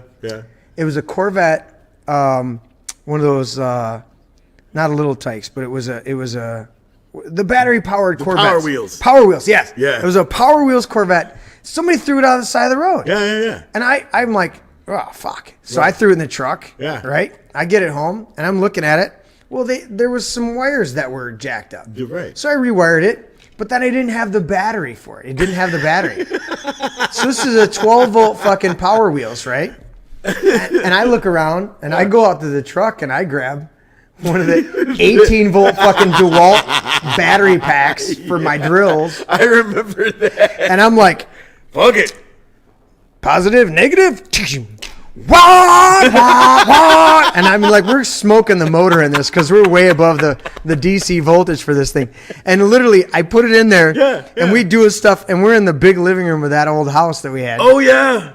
And at one point, I hit it in reverse, and I back up, and there was this huge fucking glass bottle that we kept pennies in, and I smashed that fucker. I mean, I backed right into it. I was like, oh, smash! And I think Vince was on the front or something like that, and Al's over there waiting for his turn to ride it. And they both went, oh! Dad fucked up. They're like, "Dad, fuck that bottle up!" And I was like, "Oh!" And I looked at him. I was like, "Oh shit, Dad did it again!" And we all laughed. We're like, and Martha's over there. She's like, "Yeah," and we all. It's like, we blew up the fucking change jar. And you just have fun because life's too short to be a dick like that. It's like, but people don't. That's one of the things we talked about. People don't moderate. They don't work out their shit. And so you get all these pent up frustrations coming up. You get a lot of stuff that you haven't dealt with all week long. You know, there were times that I walked in the door of the house and I looked at everybody and they're waiting for Dad to get home, you know? And one of my other rules or guidelines was when I came home, I came in and I tried to acknowledge everybody. Absolutely. You don't have to spend the night, the evening with me, talking and shit like that, okay? But I'm walking in the door and I want you to know that I've been away from you all day and I care that I haven't been with you all day. You weren't able to come to work with me. Right. So I'm going to walk in the door and go, "How you doing? Hey, how's everybody?" And give everybody a hug, and then go back to whatever you're doing. If you want to hang out, if you got a friend over or whatever the fuck you're doing, fine. but I would walk in the door. And there were some times that I walked in the door and I would literally go, dude, I had a really bad fucking day today. Right. Maybe I didn't articulate it that way sometimes when the kids were real young. But I would come in and go, I had a really bad day. Right. But I'm home. Right. So give me a minute to decompress, to deal with this. Right. And then we'll chat. We'll talk a little Yeah. bit. And I tried to help them understand that. No, everything wasn't peaches and cream, but I mean, the reality is those little techniques, those little things help you, because if you walk in and you're so frustrated, I've watched parents time and time again, they're so fucking frustrated. Mm-hmm. And it has nothing to do with the moment at hand. Mm-hmm. They're just frustrated with life, with all of us feel inferior. All of us feel like we could have achieved more if we'd have just, I'm 47 and I go, fuck, if I'd have just buckled down and done a little bit more. And then I realize and I go, no, look at what you have right now. Right. Be thankful for it. Be thankful for it. And then at the same time, maximize what you have right now, and realize that that you can't change the past. Yeah. And the experience that you have at this moment is more wealth than you could ever amass in a lifetime, and go with that. Two things on that point exactly. It's amazing because I learned very quickly. Yes. Children learn what you teach them. And they learn what you don't teach them. Don't teach them. Yeah, most things are caught. And that's the funny part about a lot of what you were just talking about. Mm-hmm. With all of the education, with all the experiences, with all the musicianship and the touring and the session work and this, that, and the other thing, I'm going, wow, I should be a lot farther than I should be. But in the same token, we talked about this for the show, and just to add a little Cliff Notes version of it, we talked about, hey, where are we going with this? This is HQ for us, the stuff that we're doing, right? And the word of, and I was being delicate. I said, dude, I don't want to step on anything that we've done up to this point. But the word of encouragement you gave me was, look, we're on to something here, because this is something you started, right? And I went, wow, that's exactly what I needed to hear to let me know that I was on the right path. Because, you rattle off the list. We've got Don't Make This Weird. Yep. We got Survivor Girl. Yep. We've got Mitch's Fake Radio. We got This Is My Brain. We've got a bunch of other stuff sitting in the wings right now that we're trying to bring up to our level of production. And, dude, it cracks me up because I go back and I watch the videos on HFTC. Yeah, yeah. And I go, I was trying so hard to do it, and there's multiple, like a number of the videos, like there's some multiple camera shots, but then there were some other videos where it's just a single camera shot, doing Sunday morning church service, or it's me sitting in front of a camera just teaching on a particular thing, and I get my 10 minutes at that time on YouTube. Right. And I was like, and then we were out of contact for a while. Right. And the next thing I know, I'm like, fucking Tony's doing podcast. And I'm like podcast, a regular, because I was churning out a regular YouTube episodes and stuff like that, and sitting down, and there's a bunch of stuff archived on YouTube until they kick me off, you fucking assholes. But there's some really good stuff on there, dude. In fact, I go back and encourage myself listening to some of the stuff I've done in the past. And I don't discount that. I just have moved into a place where I'm like, if I'm going to talk about sin not being your problem and actually faith being your real issue, then I might cuss while I'm teaching it, but you know what? You're still going to get the fucking point. And that was the word of encouragement that you gave me when I first got down here yesterday. Dude, you were disheveled. I'm telling you, man, it hurt my heart. Yeah. And you said, look, man, you missed your mark. That's all it is. That's all it is. Let's explain that. So we were talking, and I said, dude, look, sin, the Greek word for sin means hamartia. The Greek word is hamartia or hamartano, okay? Mm-hmm. And it literally means to miss the mark. You guys can look that up. It's actually, I say harmar, but it starts with alpha, armatia. But look it up. Mm-hmm. Look up, go to Blue Letter Bible or whatever. Your hands on my shot, man. Come on. So go up to... So go up to Blue. Here, I'll give you the table shot. I'm not switching as quick as I am. But go to Blue Letter Bible, something like that. Go to the New Testament, find a passage that says sin. Okay, click on the definition, and it'll say a couple. But go to right down in the passage in the definition. If you scroll down, you'll see Thayer's Lexicon or. Is it in the 1823 or 1829 definition? That's the Webster's Dictionary. No, I'm talking about in the Thayer's Lexicon. Oh yeah, okay, yeah. So it'll list out. So in the definition, the reason I say that is because in Blue Letter Bible and some of the other online Bibles, they have this modernistic revisionary defining. So they'll take the word that they're defining and use the translated word that they think it matches up to, and it doesn't. It sometimes it muddies it up. Anyways. The root definition is what I'm getting to of hamartia simply means to miss the mark, to not have a share, not have inheritance. So you don't have an inheritance, you don't have a sharing, but the number one meaning means hamartia. So the way it was described to me years ago, and I love that my pastor at the time explained this because he was reading straight from the Greek. He would say that it's an archery term. Sin, that we translate sin, but hamartia, hamarteno. So you would you're a long bowman in war, up until the modern war. In fact, modern war, they use tracers, so they know where they're hitting. But in ancient war, you would have long bowmen, and they literally would have these bows that they would grab with two hands and pull back with their feet anchoring the bow, the wooden part of it, okay? And they would pull the string back, and they would have these huge arrows that they would put in there.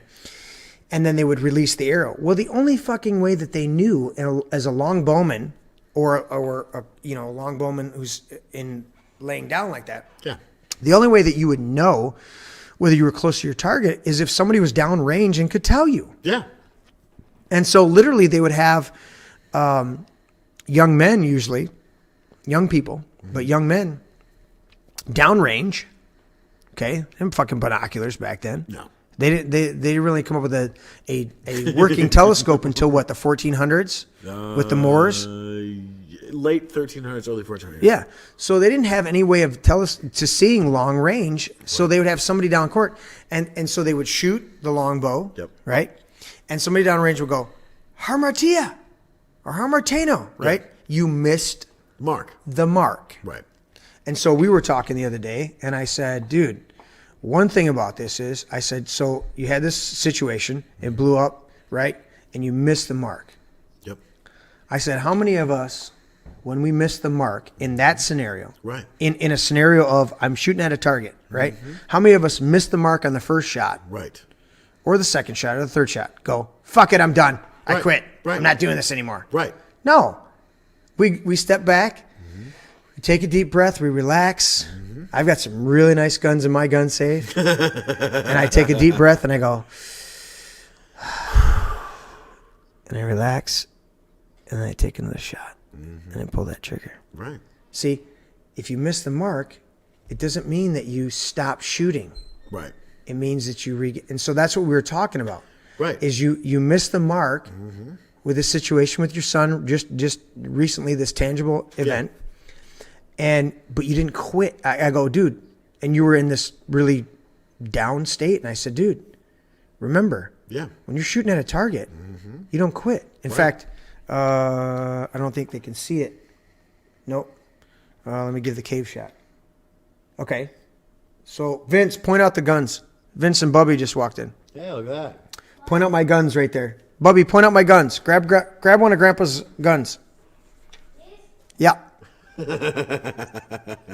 They're both the same. Just grab one. Bring it over. Let me see it on the table. So for those of you that are listening later on, you're not going to see this, but bring it here, Bubby. These are my Stormtrooper Star Wars. What are these? The Nerf? Are they Nerf? Or are they... They're Nerf.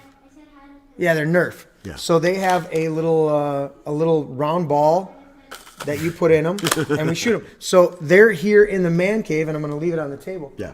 Because we periodically will put the little Nerf balls in them, and we try to shoot the snare drums that are up on the wall. In the music area display. So we'll shoot them if we hit the snare drums or the cymbals that are hanging on the wall up there. That's cool. But anyway, so the point was that you missed the mark. And I said, dude, you don't fucking give up when you miss the mark. Right. You take a deep breath.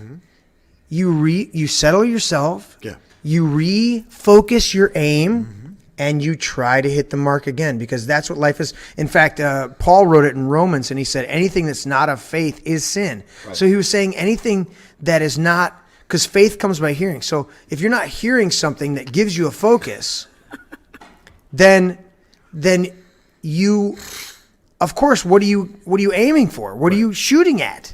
Right. You've got to have a focus. If you're just joining us now, Tranky Bro says, "What is this? This is my brain, man." And we're at Tuesday Night Rants, and we're talking Tuesday about Night Rant. We didn't rant, but we've had some good stuff. We've not ranted yet. Do you have a rant? Because I do have a rant, because fuck Menards. Fuck Menards. Oh, so let's finish your point. Anyways, are we good on our point? Yeah, we're good on our point. Tranky Bro says, hey, what is this? This is Tuesday Night Rants, and we talk about whatever has pissed us off. I was going to title this. I'm going to postpone the titling later, but I was going to title Menards. this one. No, not fuck Menards. I was going to title this one as pet peeves. But we haven't even touched on pet peeves. So fuck pet peeves. Crispy Bacon's back. Oh, right, yeah. We're getting into the rants now. Oh, shit. Here we go. Look up. But normally Saturdays is when we do the This Is My Brain podcast. That's the regular show. That's the regular show. We've been doing So health the tune last in. few weeks. Oh, and God. Savvy's scheduled to come back. Matt will be back, but Savvy's scheduled to come back in about 3 weeks. We'll see. Now we're doing this Friday. It's summertime. Everybody's got fucking shit going on. We're doing this Friday. This coming Friday. Sorry we're preempting your music. Right, but well, that's the thing is we're doing it this Friday because of the holiday, and because we're doing our show Thursday. Shout out for Don't Make This Weird. And Yes, then absolutely. Friday we're doing This Is My Brain, and then Saturday, as the epicness always happens, we're doing a 4th of July party. There's a second annual. Mind Second you, annual 4th of July party. falls on 4th of July. So what do we have planned? I We're could blowing shit up and fucking again. partying with If I had the family. intern, they could pull up the flyer. But That's right. We're going to be here at the Man Cave. We're going to open the doors around 2, which will already be here. Yeah. But I told everybody, hey, if you want I'll to be get waking up at 2. I'm like anywhere from 2 on, we'll be Right. here.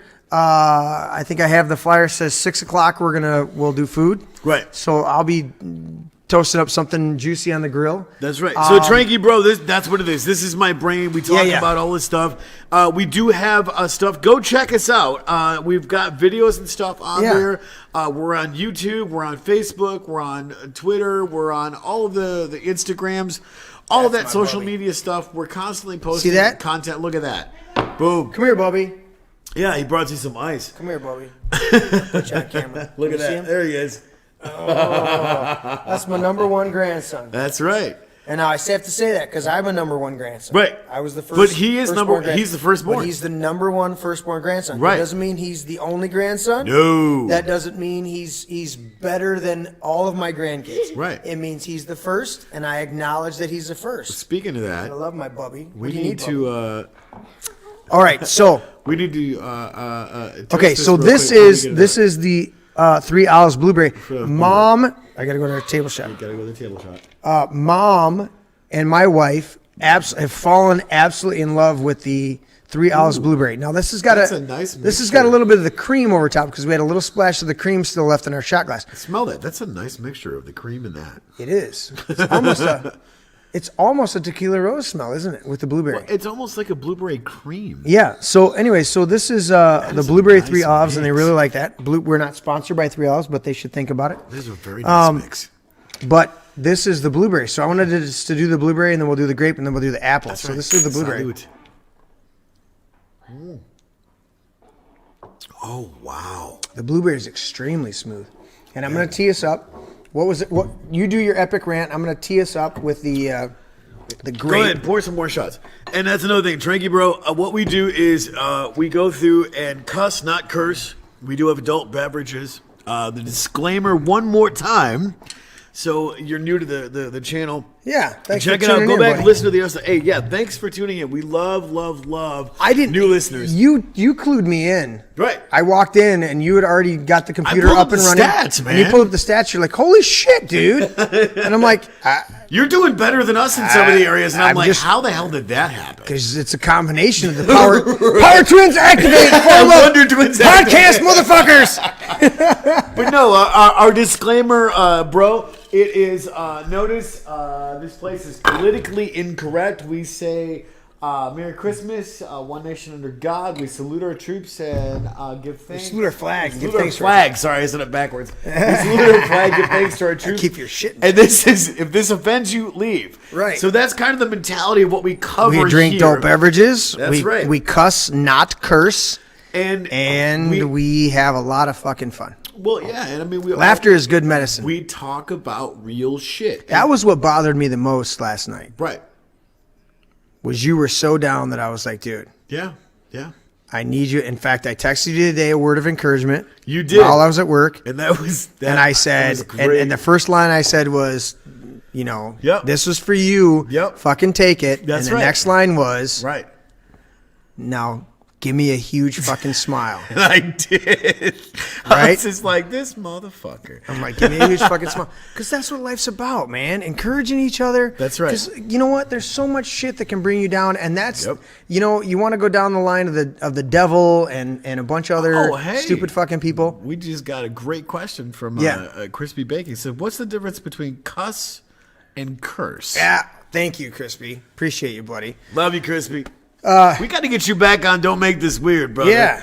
Get the fuck in there. Well, That's shit, right. if he comes down here, we'll have him on the show. All right, so explain the difference. So, okay. So cussing is dropping the F-bomb, saying shit, and you know, the funny thing is, I've got some acquaintances, some friends in Australia, okay? And I've done some epic, like, marathon Skype times with some of my friends, and I've never met them, like, physically, My guitar teacher moved to Australia and then moved back. but we've had some epic Yeah. times in the past of just, I mean, like Skyping. They're doing an overnighter and I'm doing a midday, or they're doing a midday and I'm doing an overnighter, and it's 4 or 5 hours. It's so yeah weird. And the reality is, so different cultures have different things. So when I'm the whole reason I bring that up is because I'm talking with them and I'm in my regressive mode where I'm cussing in my mind, but I'm not verbalizing it. Of course. So I'm suppressing myself, and they're like, "Hey, the shit over there." Yeah. And I'm like, you guys say shit and piss and Right. damn and Right. and hell and all the buzzword to cuss words. Yeah, yeah, right? yeah. You say them without hesitation because they're part of your normal vernacular. Right. Whereas here in America, we're a little bit more proper and we don't say shit Bullshit. unless you're you know, a less evolved person. And I go, what the fuck is wrong? So cussing is all of what I just said. Right. Right? Right. It's the vernacular It's that you use. Yes.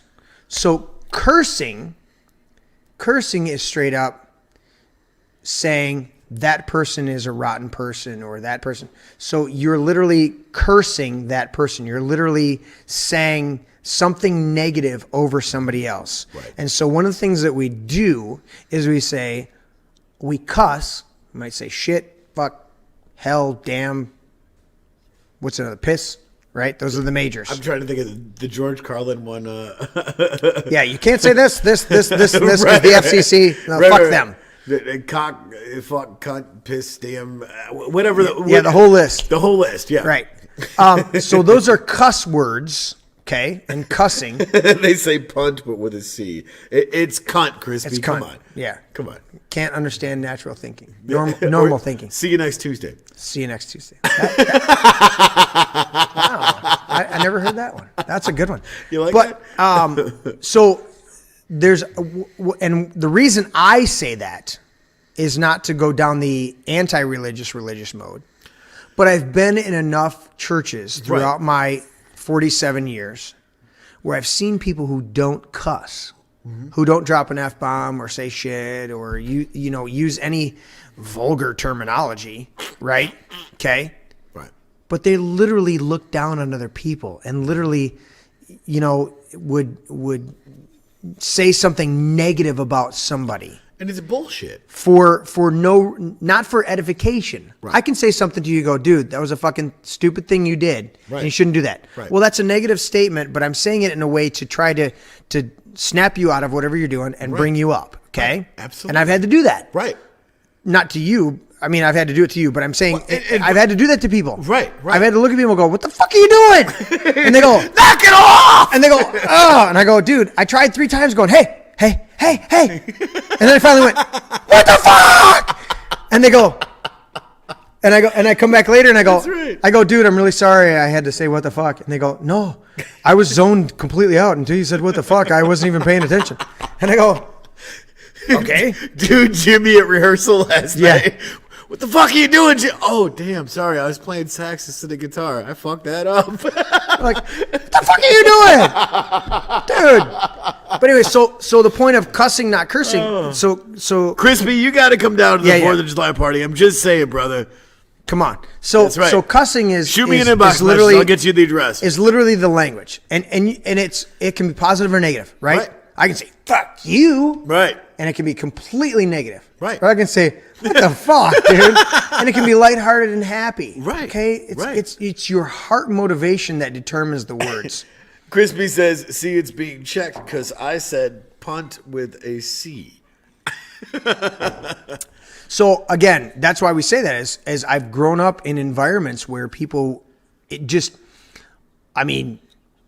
these negative, I love Jesus. Well, you know what? I don't think you love anything because you're a mean bitch. Right. But you claim to love You Jesus? are a toxic piece of shit human being that can't even say something positive about yourself, Right. let alone anyone else. And even that, I've had opportunities where I would tweak what you just said, Right. where I've said to people, and Vince knows this, he's over at the bar. Right. Vince can wave. There he is. Look at that. Look at him, he's in That the sexy sexy Look at that beast. sexy beast. Sexy beast. Oh yeah. Oh, yeah.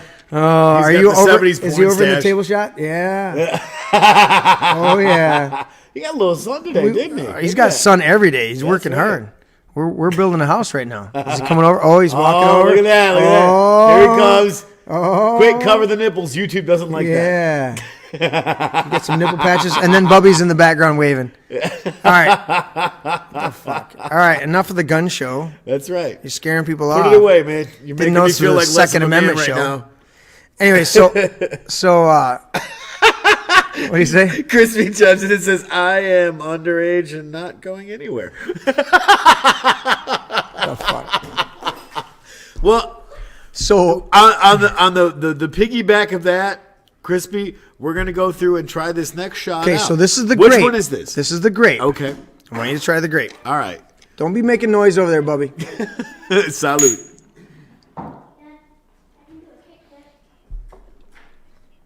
I'm still getting the cream. Just an overtone, Yeah. but it's very grape. Yeah. It's But it's a little bit more, It's a little harder. a little harder, Yeah. right? So now here's the next one. All right. So again, when we're talking about cussing, not cursing, Right. I've been around a lot of church people that know how to curse the shit out of people. Yeah. And That's what I was saying about your modulation. Your modulation there was, you're a piece of shit. And I get what you're saying. Why you got to give me a double shot, man? Come on. Fuck you. Oh, hell no. There's a COVID kiss Get for up you, on buddy. me. That's right. Fuck COVID. It's fucking bullshit. I'm a fat kid. Bring the double So, shot. but here's the thing: is you said you're a piece of shit who doesn't even love yourself, and I understand your sentiment, and I agree. Right. I modulate that. Right. What does modulate mean? Well, it's Modulate- that toxicity. Right. And so what I would say is, and I've said this, and the reason I pointed out Vince is I've had occasion to say somebody that he was connected with in the past, to where I said to them, you are this, and this, and read them a list, okay? Right. And watch them, turn on the waterworks and everything like that. And I go, and I looked at him and I said, you're choosing to be this way, Right. but you could be better. Right. And I've tried to in my way. Right. I go, Lord, help me Right. articulate that every time to where I don't say to somebody, you are a piece of shit. I say to them, you are being a piece of shit. You are choosing to be a piece of shit. You are choosing to be. And by the way, look up that skit from the guy that talks about being the piece of shit. That is the most hilarious thing. That is freaking hilarious. The foreign guy who says, right. He says, I'm trying to figure out English, and so if you are bad, you are a piece of shit. But if you are the whole shit, you are the shit, then you are good. And he goes through this whole dialogue of it. It's fucking awesome. I love it. That shit is hilarious. That is awesome. So anyway, so we're talking about cussing, not cursing. I've been around a lot of people, and they will curse you. They will say something negative about you, or they do this, and I go, I'd rather tell you to fuck off than give me this bullshit thing that you're giving me. You know, is he writing a fucking paragraph? Oh my God, Crispy! I love Crispy. He's just shit, always dude. on. You know we can't. Does he know we can't read? No, I'm illiterate. That's just how it is. I mean, I get past the first 3 words and dyslexia sets in, and I go.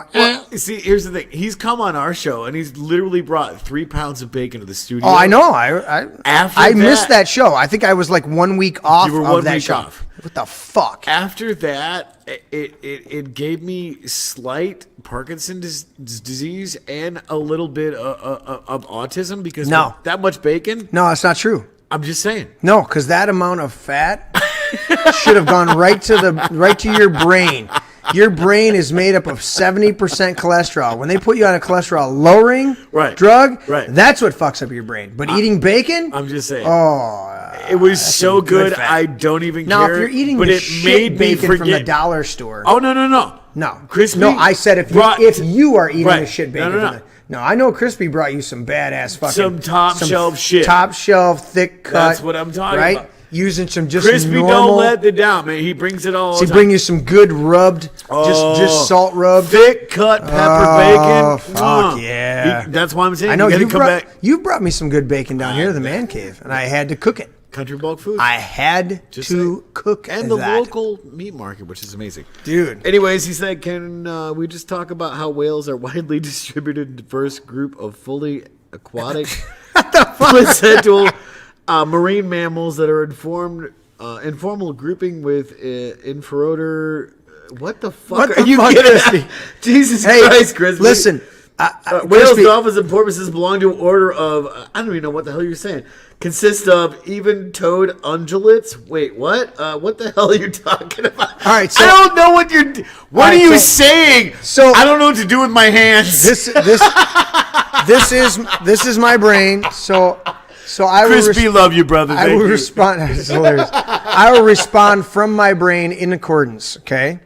They tell me how fucking awesome, this is coming out of my brain, they tell me how awesome whales and porpoises and dolphins and all that are, and how smart they are, right? They tell me that. Right. And I go, well, in the words of somebody, I remember this from a movie or something like that. Right. Let me know when they write a fucking concerto, and I'll think about how smart they are. Until then, they're just swimming in the fucking ocean eating krill. Okay? So I realize whales are fucking smart, and I don't want to denigrate the creation of God, giving them some intellect. But at the same time, until they build a beautiful statue in my backyard and have learned how to walk on land, I don't care. According to the Hitchhiker's Guide to the Galaxy. Oh, shit. You had to go down that road. They are the most intelligent species technically, there should Earth. only be 10 minutes left. No, hold on. They are, and they saved the planet. That's why what was in Voyage Home. The 3rd or 4th book, it says, "So long and thanks for all the fish." Right. Because according to the Hitchhiker's Guide to the Galaxy, as long as you know the answer is 4, you're good. 42. 42. Thank you. That's my book. I switched into my book. Right. The answer to life, the universe, and everything is 42. No, but the answer on the bus ride was 4. That's right. A couple of couples. Anyways, he chimes in. Huh? I think we broke the bacon. Did we break the bacon? I have we can't break the bacon. I have several books that I have in various stages of completion. One day I will get my shit together and finish a book. Random is up to 83 40,000 words is something I've got another You gotta 20 to 40,000 words to finish. Dude, I love the vision. what I've read so far. But the book will be finished at some point, and it is a complete. The name of the book is Random. Yes. Ran RANDAUMB, and so at some point I've thought about reading excerpts of the book because the passages are small. Yeah. The book is written in letter form, as if somebody in an insane asylum was writing to somebody outside the insane asylum in a correspondence, and so that's how the whole book is read. In fact, the opening date, the opening letter of the book says, it goes through the whole dialogue and it gets to the end and it goes, beyond knowing where the hell I am and having a return address, because the guy doesn't have a return address. He goes, why would I need a return address? Right. Because then you might feel compelled to send back some type of correspondence, and the truth of the matter is I can hear you just fine. I love that line. I can hear you. Chris, what are you getting at, buddy? Finish your thought what? here. Huh? What? Yeah, exactly. It's what he's doing right now. Wait. Come on, brother. If we had hair, we would do the Tommy Boy. You've totally fucking derailed, man. Okay, so this one is the 3 Olives Apple Jacked. We'll finish with this shot. What is this? This is the 3 Olives Jacked Apple. Jacked apple. Okay. So we're gonna finish with this Salud. one. This one's gonna be. Wow. Honestly, that reminds me of the, what was it? I think it was the first time we came to the man cave. Okay. You had the apple pie moonshine. Where'd that shot go? That's the computer. Oh, is that computer? Oh, I hear that. Look at that. That button's right next to the. Oh, that's so nice. That's what you get. That's right. That's right. Sorry. No, that apple pie moonshine. Vince, what's in the fridge? Moonshine. The cherries. Yeah, the cherries. Huh? Is there pumpkin pie moonshine? Is there cherries? What are you getting at, Chris? Some good stuff. He said, let's talk about the dog and a domesticated carnivore. In the family If you want- Candidae, it is the part of the wolf-like candids that is most abundant. Crispy. Terrestrial I love you, carnivore. bro. But if you're going to have that much input, you need to be on the fucking show.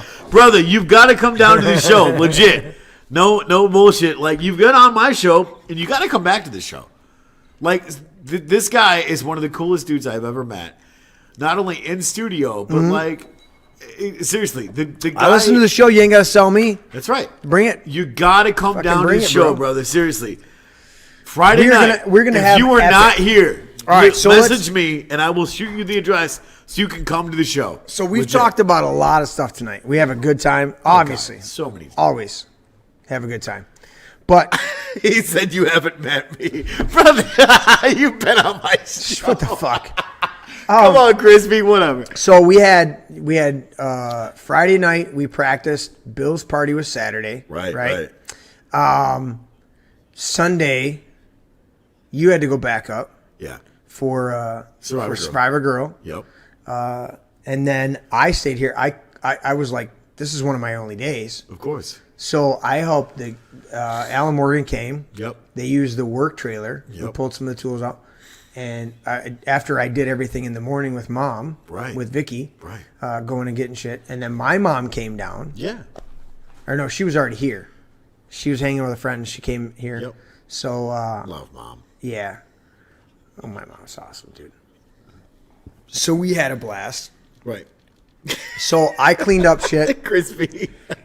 He cracks me up. So I cleaned up a bunch of stuff. As you can see, that bay is completely cleaned out, other than The cardboard. the cardboard here. But you wouldn't know what that is, other than color patches on the floor. Right. But that's cardboard. So then Monday, Yeah. you did a turnaround, came back down here. Yep. We practiced last night for about 2.5 hours. And you were quite exhausted and had gone through an ordeal, Yeah. right? And so we practiced, did the best we could. We jammed out. Love my boys. Love the 3OF. And then tonight we're here. Tomorrow, I've got hockey. What are you doing tomorrow? I gotta head back to the studio in my Right. hometown and I've got to get ready for the show Thursday. Right. Because not only are we doing the podcast, but we're also doing a 4th of July party there. Correct. And then Friday morning, I have to turn around and come. And I'm going to come up there for that. Right, you're coming up for the Thursday night show on Thursday night on Don't Make This Weird. Don't Make This Weird. And then Friday, you're going to turn right back around. I got to go to work. I'm working all this week. We're still building a house. Exactly, and I still have to dig a big ass hole because I'm building a retaining wall. So I'm going to come back. So I'm going to be back down here Friday. Friday night, we're going to endeavor, yes, Lord willing, yes, to do our regular Saturday. This is my brain on Friday. On Friday, I have to see who's joining us, which is the second week because of obviously all the stuff that we did. I skipped out on Guitar Fridays because obviously being with Brother Bill, right, helping getting the house ready for the house warming party. And then this Friday, obviously, we're going to be doing This Is My Brain. Right. So it's one more week, but that's okay. Yep, it's okay. And then Saturday, 4th of July party. Second annual. Fuck yeah. That's amazing to me. I go, what the hell? I can show you the where's it at? Oh, it's on the board over there. Because I print out all the flyers that I make, the digital flyers. Yeah, we got but I print them out. I sent you the flyer, but I had the flyer from last year. I put them up on the wall. Right, and we'll have right. that all displayed. But if you can see them back here, Crispy, have you not been in the studio, or is this a different Crispy? Because there's only, I've had Crispy Bacon in the studio. He's a promoter, producer, the whole 9 yards. Maybe it's a different Crispy. Apparently, it's a different one, man. Because if that's the case, he well, said he said he lives in Ohio, and he's like, "You not met me. You got me wrong, Chris." hey, brother, sorry. Shit, we thought you were Crispy Bacon that brought the Crispy Bacon. Right. Crispy Bacon, man. Well, sorry. Shit, dude, you've been having some good dialogue with us. Seriously, thank you for tuning in, man. Ohio ain't nothing but a short trip up here, man. That's right. Check out all the shows that we got going on, brother. Just north of the liberal mecca they call Ann Arbor, and you can come on up. Hey, brother, thank you for tuning in. Seriously. Absolutely. We love everybody tuning in. That's right. And I was amazed, dude. You pulled up the stats. We've got a ton of people tuning in to the restreams and all sorts of stuff. And we love it. We love all you people because we're sharing our hearts and minds. We're sharing stuff, and I hope you get some nuggets of wisdom and encouragement, and you have a good laugh. That's what it's about. Encouragement, a good laugh. Right. And then you take away something and you go, I got something. I've literally been with people, and we've gone through a whole church service, and you walk out of church, and 10 minutes after we're out of church, I go, so what do you think of the message? And they go, I don't really. What was the message?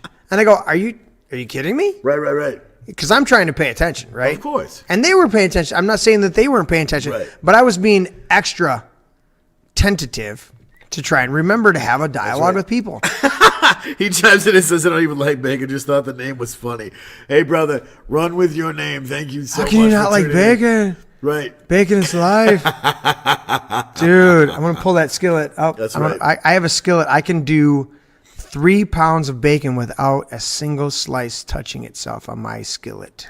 I love that fact. Normally, I just do 1 pound. Right.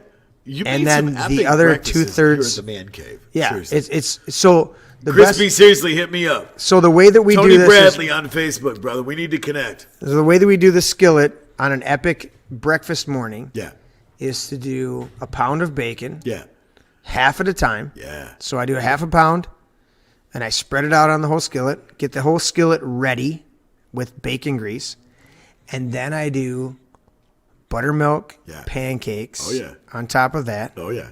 And then I find a small section over and I do a dozen scrambled eggs with cheese and pepper and some spices. About a dozen and a half. Yeah. Maybe like 8 to 12 eggs. Well, it depends on how many people. How many people are here. Yeah. And so I'm doing the eggs over in one corner. And then I'm doing mostly bacon. And then once the bacon gets going and gets some good bacon grease on there, then I'm cooking the pancakes in there. And then we do a rotation to where I'll alternate and get some more bacon on there and get some more pancakes. And then there'll be a huge fucking stack of flapjacks and bacon and scrambled eggs with cheese and spices. And there's never, the boys, Bubby and William will just park and Jazzy Well, they're just if tearing Jazzy's up. awake, she sleeps until 4 in the afternoon. But if they're awake, they just pull. Bubby, where's my shot? There's Bubby over there in the chair. Bubby, What? you love Grandpa's pancakes and bacon? Well, yeah. Well, yeah. That's my boy. Well, yeah. Grandpa's pancakes and bacon, epic. That's right. Way more than that. Way more than that. That's my boy. Give me some. Hey, no worries, Crispy. Hey, Yeah. you do what you got to do, brother. That's Dude, awesome. yeah. So, anyways, we have some good times, man, and that's what it's about: is having a good time, Right. enjoying yourself. I learned from Ecclesiastes, and I really had to settle this in my earlier years, growing and learning and maturing. It's in Ecclesiastes. Solomon writes. He said, "It is enough for a man to eat and drink and enjoy all the miserable days of his life." Right. And what he was saying by that was, if you can't enjoy the day-to-day stressors and things that you're doing, then you're miserable. In fact, there's passages that go in. It's like you'd have been better off not even being born if you can't find some solace, some form of happiness in your days. And the reality is, we currently live in America where we've got some shit going on with the stupid fucking COVID hype shit. You know what? It's a legitimate fucking pneumonia. But you know what? All the government shit that's going on around of it is not legitimate. What is it? The past 2 years, man, since we have in person reconnected, because we've always been connected. Yeah, but you But get shit going. physically being reconnected, Yeah, you because get shit life going, I happens. get shit going, yeah. Right. I mean, You were never out of my heart. right. That's right. Cheers. But that's the thing is, I would call you up and be like, "Hey, man, I got to come down to the studio. Yeah. You know, I got some shit going on, and I need a place to clear my head." And this, the man cave, in all its amazing brilliance, as it So can- blessed, dude. So blessed. continually changes and becomes better and better. Just when I think it can't be, it continually changes to be better and better. It's always been a sanctuary for me, because you're like, "Hey, do what you got to do."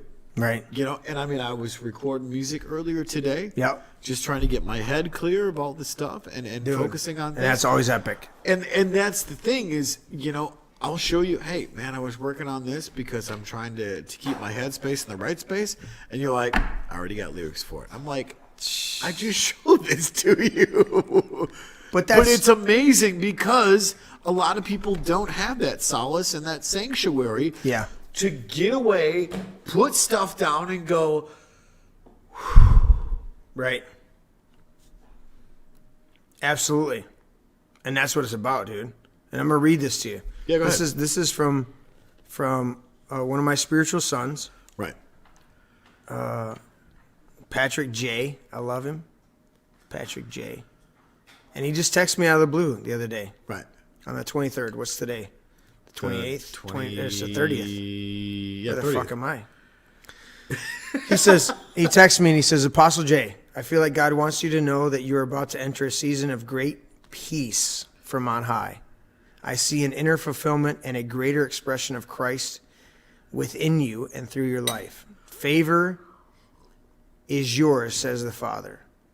You will have his favor no matter what path you take at any given point in time.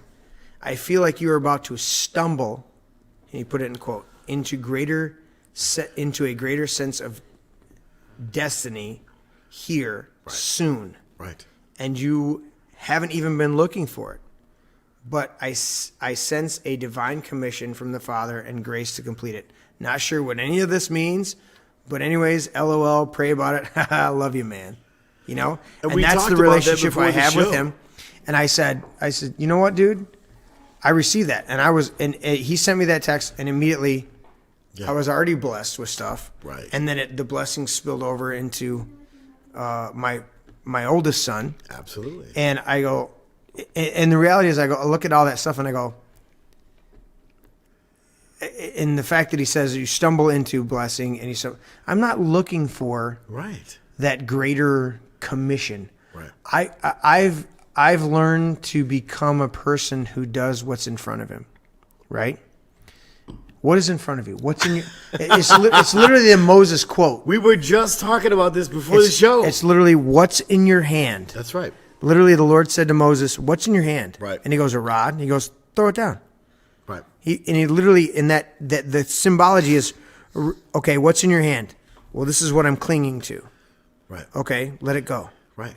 Okay, and he lets it go, and it becomes Right. something that astounds. It becomes.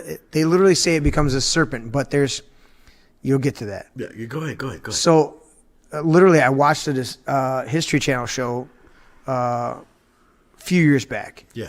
That they literally went back through the Hebrew, and they discovered that his rod didn't become a snake. Right.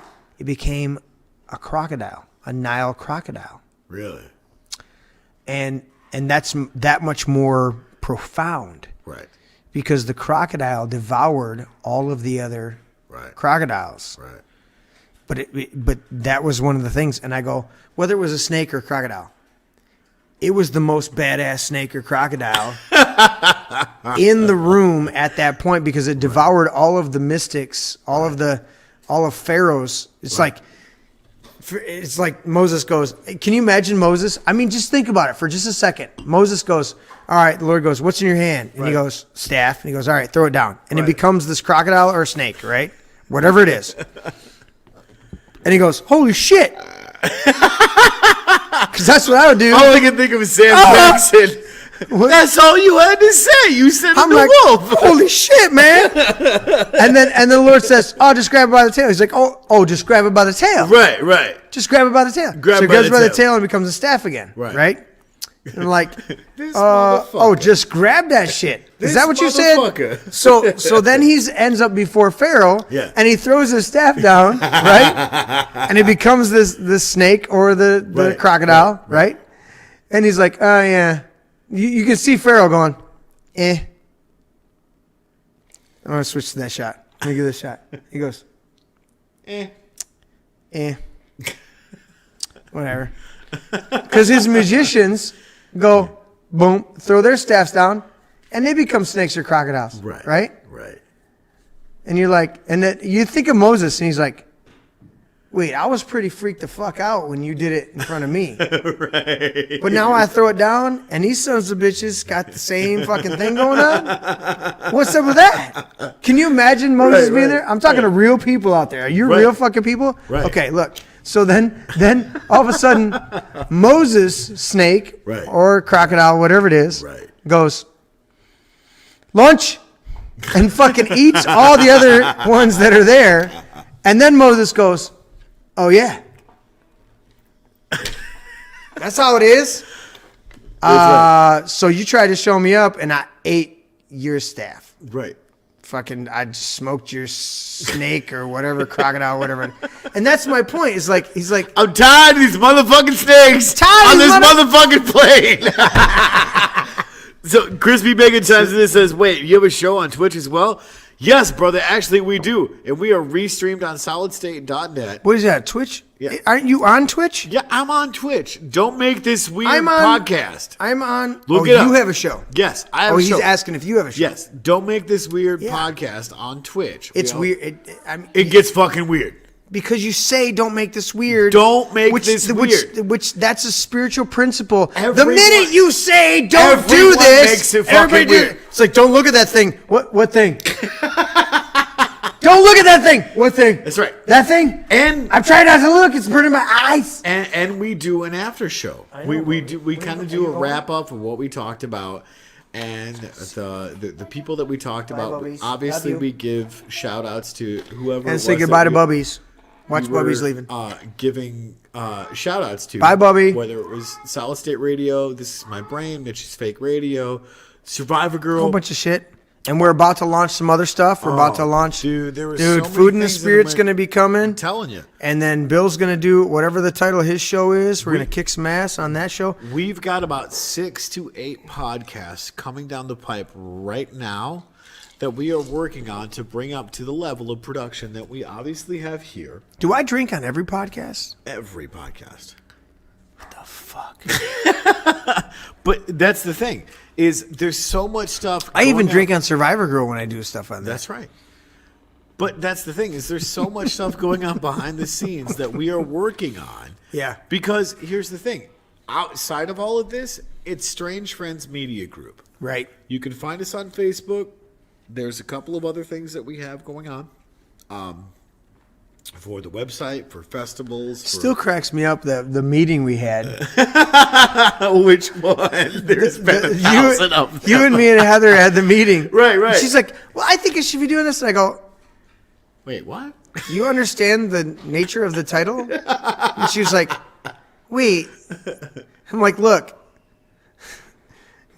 Because technically, literally. Right. I'm the president. Of course. You're the vice president. That's right. Heather is the secretary treasurer. Right. And I go, and she was like, we sat down and she's like, why shouldn't I be the president? I'm like, You're missing the point. I'm like, honey, I'm going to do the least amount of input.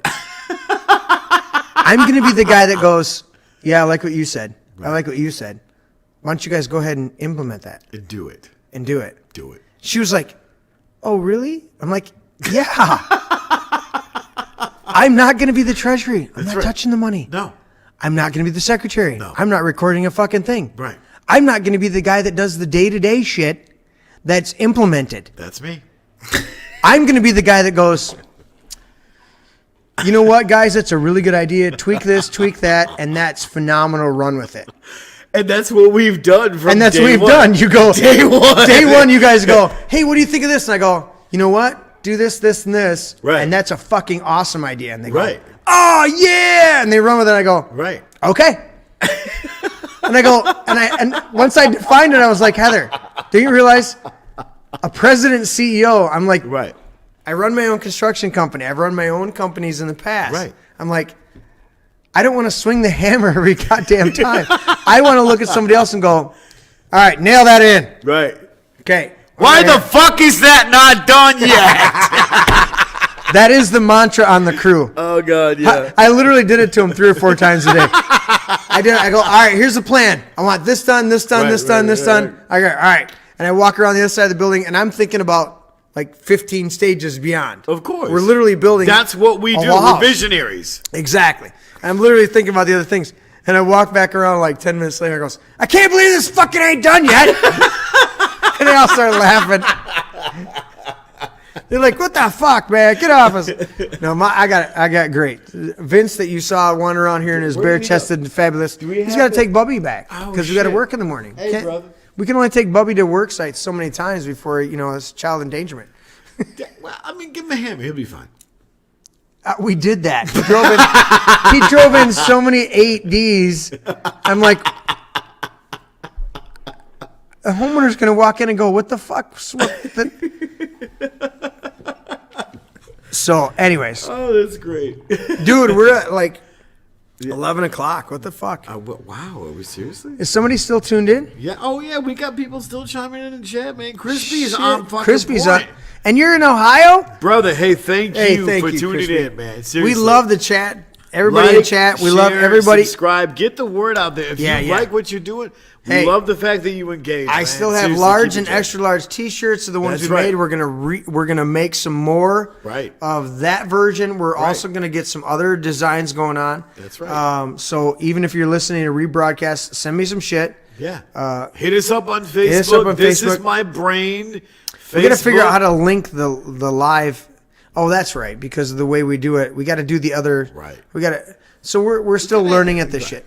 But we're doing our broadcast. We're having fun. We're rebroadcast. Love you guys at Solid State. I still need to meet everybody face to face. We gotta go fucking blow up their Oh, studio. dude, Be assholes oh there. my god, we're gonna have fun.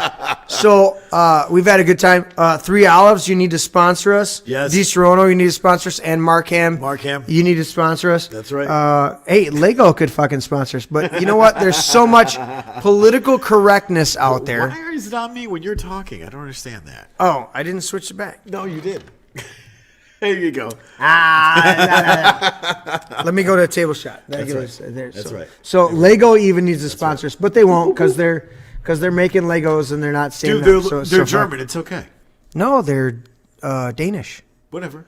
Danish, German. You know that the first thing they did was like a fucking it was a wooden duck that you pulled behind and it made the noise. Quack, quack, quack, quack. As you pulled the duck. Yeah. That was like one of their first products. Nice. And then they made this like block. Yeah. I want to say it was in the 70s.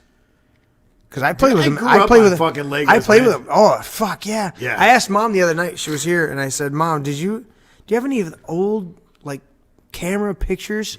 Because I used to make some epic shit, dude. So did I. Fuck with yeah, man. with Give me with some. with like the simplest. I'm like, I look at the kids today, and I go, and I mean, I make this. Yeah. I have. That is so fucking badass, by Dude. the way. And I will This get- needs to be part of the set. Oh yeah. Just saying. I will get it down here. Yes. But I have you've seen it. I have the fucking Millennium Falcon, the biggest Yeah, I saw that. Millennium Falcon that they've ever done. Okay. Crispy chimes in and says Lego is 82 years old. The Lego Group was founded in 1932 in Denmark. You Yes. can combine 6 of the 8 studded Lego bricks in 915,103 and 700. Dude, you need to become fucking our intern. That's the shit. That's the shit that you need to be coming here and doing. Hold on. The nation Yeah. of minifigures would hold the record of the world's largest population if they were humans, of course.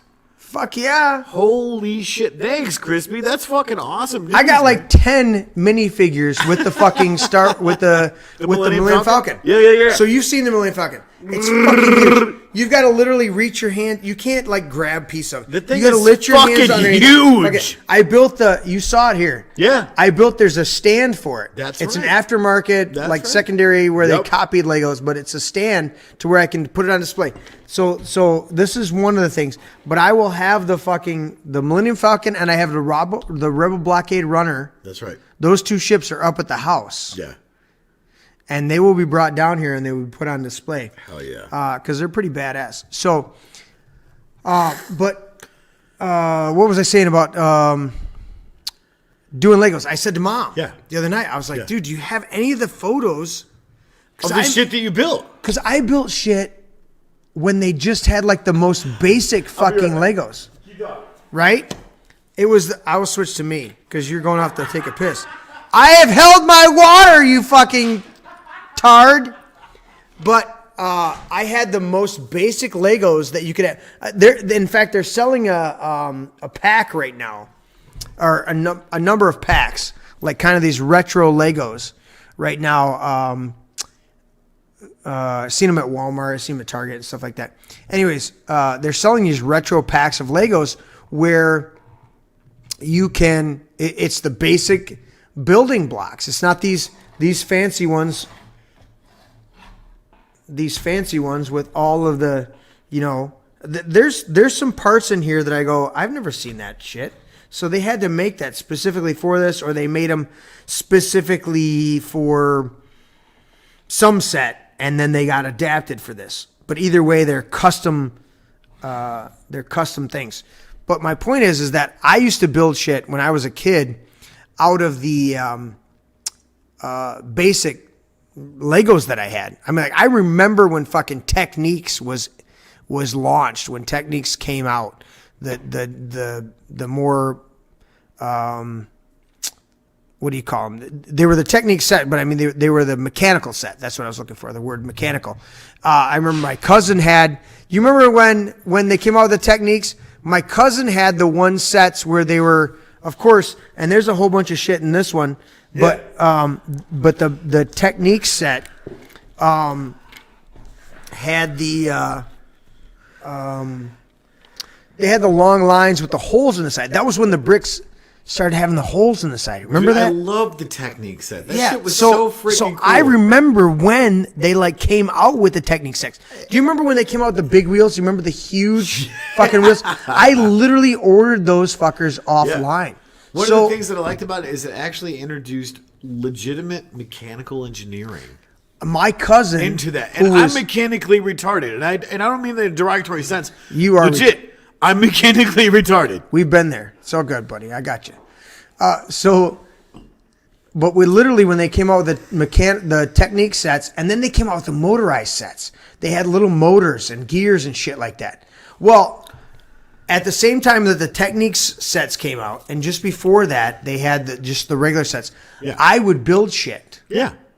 that my mom would go. She would come home and she would go, and literally, I'm not boasting or anything. Like Mom would go, "Holy shit! What? How did you do that?" Yeah. Right. So at one point, she says, "I need you to build something," and I had no idea what she was doing. Right. So I built literally. I only had enough Legos. I didn't have. I had a box full of fucking Legos. Right. But I didn't have enough. So I literally built an eagle. And it literally went down, and I had these plates. You know, you had the big plates. Yeah, that you could yeah. connect. So it literally, I didn't have enough Legos to build the full eagle. So I literally had the eagle with its head up there. Yeah. And then it went down and disappeared. And then I had the 2 wing points of the eagle. Yeah. Like this. And I built this on there. And I didn't know what she was doing. Right. She took it to my junior banquet. And it was put on display as something that I did as a creative thing. That was what she... Really? Like the school had asked her to bring something that I did. Right. And that was one of the things. But I had... So that was one of the creations. I had a skier. And I literally had him... He was made out of Technique stuff. Yeah. But they had these old... They remember the old fucking trains that they had with Legos? Oh, dude, right? those things are so cool. And they had the long pieces Yeah. that had the little... if you ran your finger across it, it had a little groove or had a little Yeah. step to it. Yep. Because the train needed to catch a little bit. Right on the edge of the groove. It had a little rubber thing. Yeah. And it needed to propel itself, Yeah. right? So you had these strips that were like 12 or 18 Yeah. knobs long. Yeah. And you could make a whole track. Yep. Well, they would sell those as generics. Mm-hmm. I made a skier, and that was his skis. And the cool thing about the skier is that he was a Techniques. I made use Techniques Yeah. Legos. Yeah. And so he never stood straight. Yeah. He was shifted either one way Right. or the other. So Right. he was either shifted Yep. skiing this way or he shifted skiing this way. And I'm like, That's freaking Mom, awesome. find the photos of that shit because Right. I used to make some epic stuff. Yeah, Crispy chimes in and says on July 5th, 2018, that the Stuggart team challenged the record for the fastest assembly of the famous Lego Millennium Falcon for Star Wars and beat it with a time of 8 hours, 23 minutes, and 25 seconds. Just another fact for you guys. Oh shit! That now, is now insane. I can't beat that, No, hell no. but I will tell you that I started it on a Monday night. Came home on a Monday night, and I believe this was right after the Super Bowl. Thanks, Crispy, by the way. Thank you, buddy. See, that's what a fucking... You're not being paid for that information. That's what a fucking intern does. He You're a pulls up champ, that- buddy. Thank you. he pulls up the shit. You're more than an intern. You're a loyal subscriber. I started on a Monday night after work, coming home Yep. in my room, Yep. just sitting there, and I just like... Because literally, Tanya got it me for my birthday or for So Christmas. many pieces to that thing. Didn't Tanya get it for my birthday? Crispy, tell me how many pieces are in that. He's going to look it up. That's right. Guarantee. See, he's our fucking our like remote intern. So Tanya buys this for me for my birthday, I think it was, or for Christmas. Yeah. It's And it's not- it's an $800 fucking set. Oh, it's not cheap. Okay, He said I'll get it from Google. of course you will. Thanks, Crispy. So it comes in 15 or 16. Packaging? No, 15 or 16 build sections. Yeah. Oh, yeah. Yeah. So I've got a literal fucking book. Mm-hmm. I mean, it's I've like seen a fucking novel. I've seen coffee table books Thinner. with full blown photos that are thinner than this. Mm-hmm. So this fucker comes out and it's I think it's 16 sections. He just popped up the pieces. 7,541 pieces. That's a lot of fucking pieces. It's a lot of fucking Legos. So I'm working a full-time job. Yes. Well, I have my own company. 2 actually full-time jobs. Right. Doing this shit. Yeah. Doing everything else. Yes. Not to say that it's shit. This is the shit, not a The piece of shit. That's right. So, Oh, look at that. He said it's the biggest and most expensive set ever. yes. It is. Wait, is that where? Well, they do have the Death Star, which is one of my next ones that I will be doing. Not like the the Death Star, Eiffel- not the Star Destroyer, which is the V shape, the pizza wedge shape. But there's a couple of them. Like, what is it? The Eiffel Tower and No, the those are Titanic. fucking small, dude. The Eiffel Tower and the Yeah. Titanic. No, and if then you look up there's the piece like, count, they're fucking tiny. Really? Yeah. If And I then go there's grab the like box, the- now this is pretty cool, right? But it's in my hand. You see what size it is. If you pull up the piece count, this is like 600 pieces. Right. It's not that big.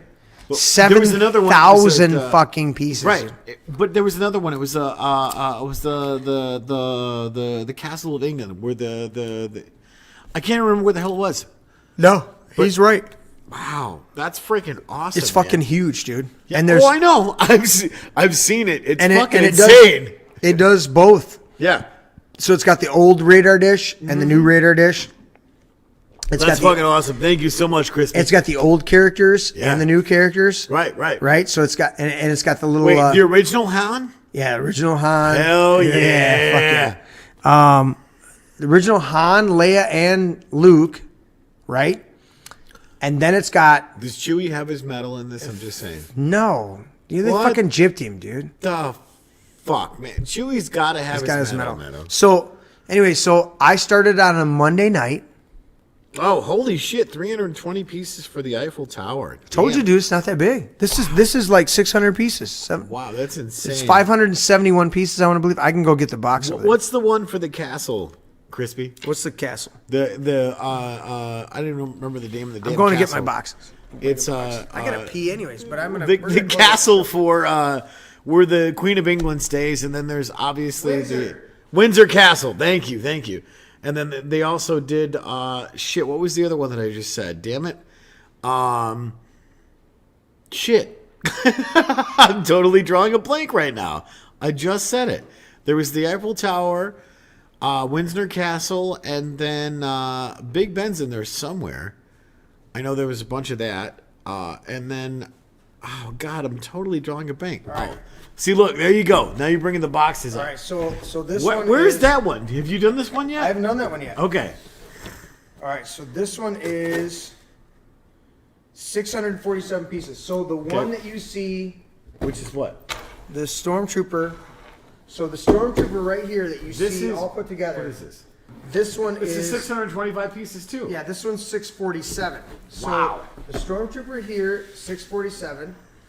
The Boba Fett that I have yet to do. What'd got you it. say it was? 627, I think. 627. So 647 and No, 625. Sorry. 625. So I'll get those together. This is the empty box for that one, so we can throw that down. So, but Legos This are one's fun. still full. Yeah, that one's still full. And Dio's over there. You remember the Lego set that I had before? Which one? Well, you remember the Star Wars collection Yeah. Oh yeah. that I Yeah. had. I mean, several $1,000s. And one day I'm in prayer, and the Lord says, "Give it away." I struggled with it for a minute, and then I go, "I didn't hear you right." And he goes, "I want you to give it away." And I blessed somebody Yeah. and gave it all away. Yep. And literally, And exponentially, you have people giving you stuff left, right, and center, and it's incredible because your kids have been like, "Here you go." well, they were like that before, but yes, you're absolutely right. It's amazing when you are obedient and you live. I mean, the newest photo that we have. Let me give the man cave shot. But you can't see the photo. Is it behind you? Which one is it? Okay. Nope. So above, yeah, it is up there. It's very blurry because the camera's focused on you. But point straight up, Tony, on your left hand, your right hand, your left hand. Move over, right there. No, go back, right there. That is a Neil Young. I don't know how original or how ancient that photo is, but my guitar player, saxophone player, Chicago Jimmy. Chicago Jimmy's phenomenal. You've seen him on Don't Make This Weird. You've seen him Guitar on Fridays. Guitar Fridays. That's right. But Jimmy brought me that photo. Yep. It's Neil Young and Crazy Horse. And I found a frame upstairs and we threw it in there. And he brought me that and wanted to put that up because that whole display above Tony over there is all the That's the music, the mandatory music stuff out here in the man cave. Such a cool setup too.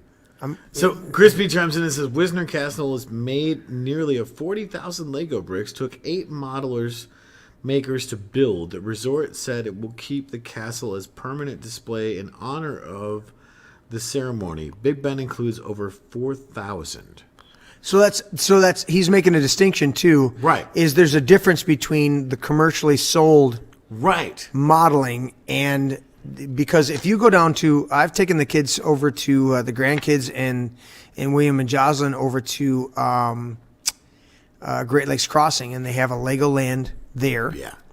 And they have Joe Louis Arena, The Ford displays. Field. Right.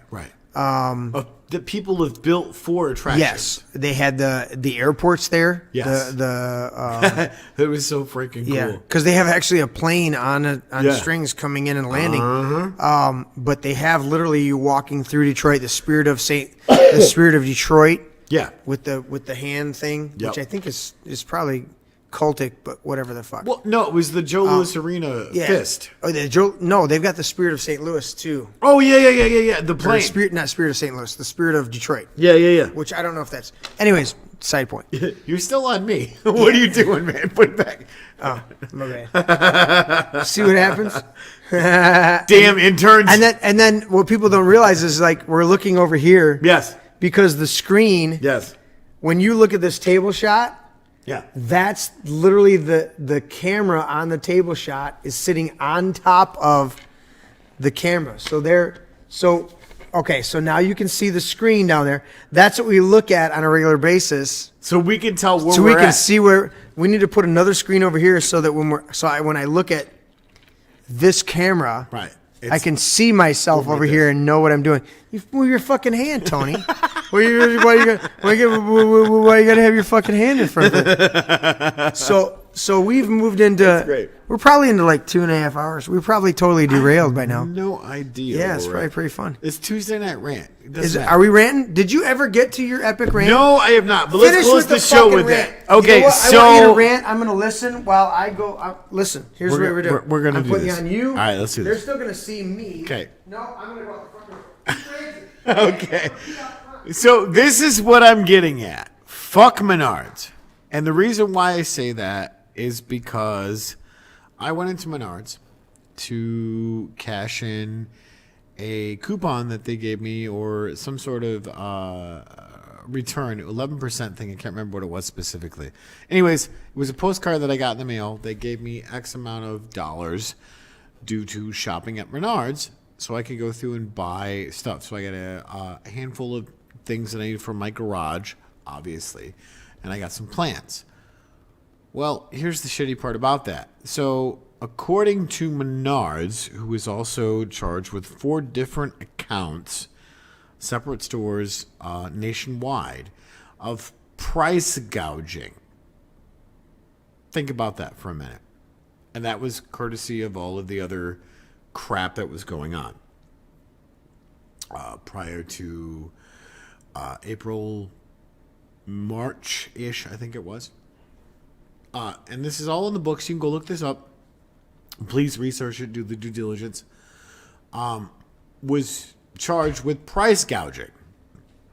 So, anyways. Price gouging on toilet paper, Right. assholes. On toilet paper, no less. So I go into the store to cash in this postcard that I got for turning in my receipts at 11.5%. You get the 11% Right. cash back. Just give me the fucking savings right now. I want to fucking come back to your store. So, It's sales anyways, tactics. I go in there, and they say, "Hey, you have to have a mask to come into the store." Well, according to the CDC, and look this up, Look it up. you don't have to wear a mask if you have COPD, asthma, or any sort of Condition like logic or common sense. No, they don't list that. But Right. logic and common sense should be listed there because It should be. I have logic and common Right. sense. I'm sorry, I'm so infected. Oh, Crispy chimes in. This is a family-owned company started in 1958. Menards headquarters in Eau Claire, Wisconsin, has more than 300 home improvement stores located in Illinois, Indiana, Iowa, Kansas, Kentucky, Michigan, Minnesota, Missouri, Nebraska, North Dakota, Ohio, South Dakota, Wisconsin, and Wyoming. Well, I worked for a family-owned corporation years ago, and they did great. And I knew the owners, knew all of them personally. Sat in the office of one of the owners, who was the namesake of the company, and in my humble way, advised him of things that they should do to make the company more prosperous, because I was in the field and he was no longer in the field. And at a certain point, the company lost that family understanding after even over 3 years, and I left. And so I understand family-owned businesses, but family-owned businesses can become more corporate-oriented. And the fact that our Menards here in Michigan price gouged fucking toilet paper and have bought into the bullshit. I mean, I salute that guy in fucking Owasso, the hairdresser that's been the focus of some news here. It's like, keep cutting fucking hair. And they're like, oh, you're going to take my license. You know what? Fuck you. I'm 77. You're still I'm losing my businesses. Oh. Why don't you fucking say that? I was trying to tell you. Move Boba Fett. We can move Boba Fett. All right. So you're not blocked. I don't want to block you. There you go. Boba Fett. Anyway, so my point is that I was saying this to somebody the other day. You know what? If everybody in these corporate places, we were at fucking Taco Bell the other day for lunch, and I said, you know what? If everybody here together, collectively, if every one of the employees said, no, we're not fucking doing this, you know what would happen? Corporate would cave. Well, and that's one of the things that Chris has chimed in and said big box retailers, Menards, says it's mistakenly placed too high a price on face mask. It is sold in stores and is apologizing to customers after Attorney General Dana Niesel sent a warning letter about price gouging during the coronavirus. But they price gouge the fucking toilet paper. That's the big thing. He said I understand also, face masks. this is apparently a quote. We are working under a great deal of anxiety and stress and believing that as normal times, this most likely would never have happened. Spokesperson Jeff Abbott said, we are very sorry for this mistake and will offer a higher rebate to customers who bought the overpriced mask, Abbott said in the email to the Free Press. He also says Nestle sent Menards a cease and desist letter Tuesday, a prosecutor to possible legal action after her office received 18 complaints from customers about retailers selling overpriced bleach, face mask, and other items. This whole news is things I've found. Now, I get that. Right. I get all that stuff. Right. But here's the thing that I have a problem with. Number one, you want to err on the side of caution, and I still support Trump, even though he went full bore with the coronavirus, what he knew up to that point. I still understand that. And I think most if it was Obama and fucking, he would have done this, you know. I don't think there would have been a different course of action. But here's my thing. After a certain point, wisdom and reason has to weigh out. And I think the president is about to come out. I think our governor a while back should have said, you know what? The numbers are not bearing it out. Everybody's good. But what we find, I posted a video today. It's probably suppressed. I haven't even looked up on Facebook to see if it's even if it posted or whether it was taken down. But it fucking... Here's my personal story with Menards and the reason why fuck Menards. And I understand that. So I went into Menards to cash in a postcard rebate that they gave me. Right. Because, you know, I've spent money at Menards. You've spent money at Menards, the whole 9 yards. Right? So I go in there. Unfortunately. Right. I go in there with the intent of being, quote unquote, a loyal customer. Because I've sent in for the rebates, I've got the stuff, so on and so forth. And they said I got to wear a mask. And I simply said to the guy, as well, you know, legit, I'm like, look, I have asthma. It makes it very difficult for me to go through and breathe with a mask on. Right. The guy looks at me and says, I don't care. It's the law. It's store policy. Wear a fucking mask. It's not law. And I went, excuse me? I mean, obviously he didn't have the obscenity in there, but he was very matter of fact about it. And I said, so let me get this straight. Because of asthma, I can't come into your store without a mask.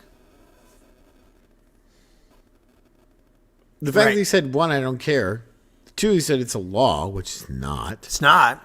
It's not a law. Right. And I said, so I can't come into your store. Do people understand civics anymore? Do they even teach fucking civics? Do they teach government? I had a whole fucking government class in high school. Dual cam it. No, I went to you because you were being intense. Go back to being intense. But that's my point, though, is the fact that, you know, the CDC, and look this up. Please correct me if I'm wrong, because I want to be educated on this. If we were a fucking news show, we would have the articles and pull them all up for you. We're personally, I don't have that type of discipline to pull up all the papers and have a stack of fucking papers, okay? I don't want to do that. Okay. I do peruse the news. I do investigate more interesting news. And then I step back and I form my own opinion based on a plethora of information. But I'm not a fucking, this is not a news.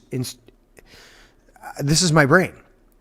So Crispy said this was from April 25th, the whole Menards thing. Yeah. The formal April. whatever. Right. Right.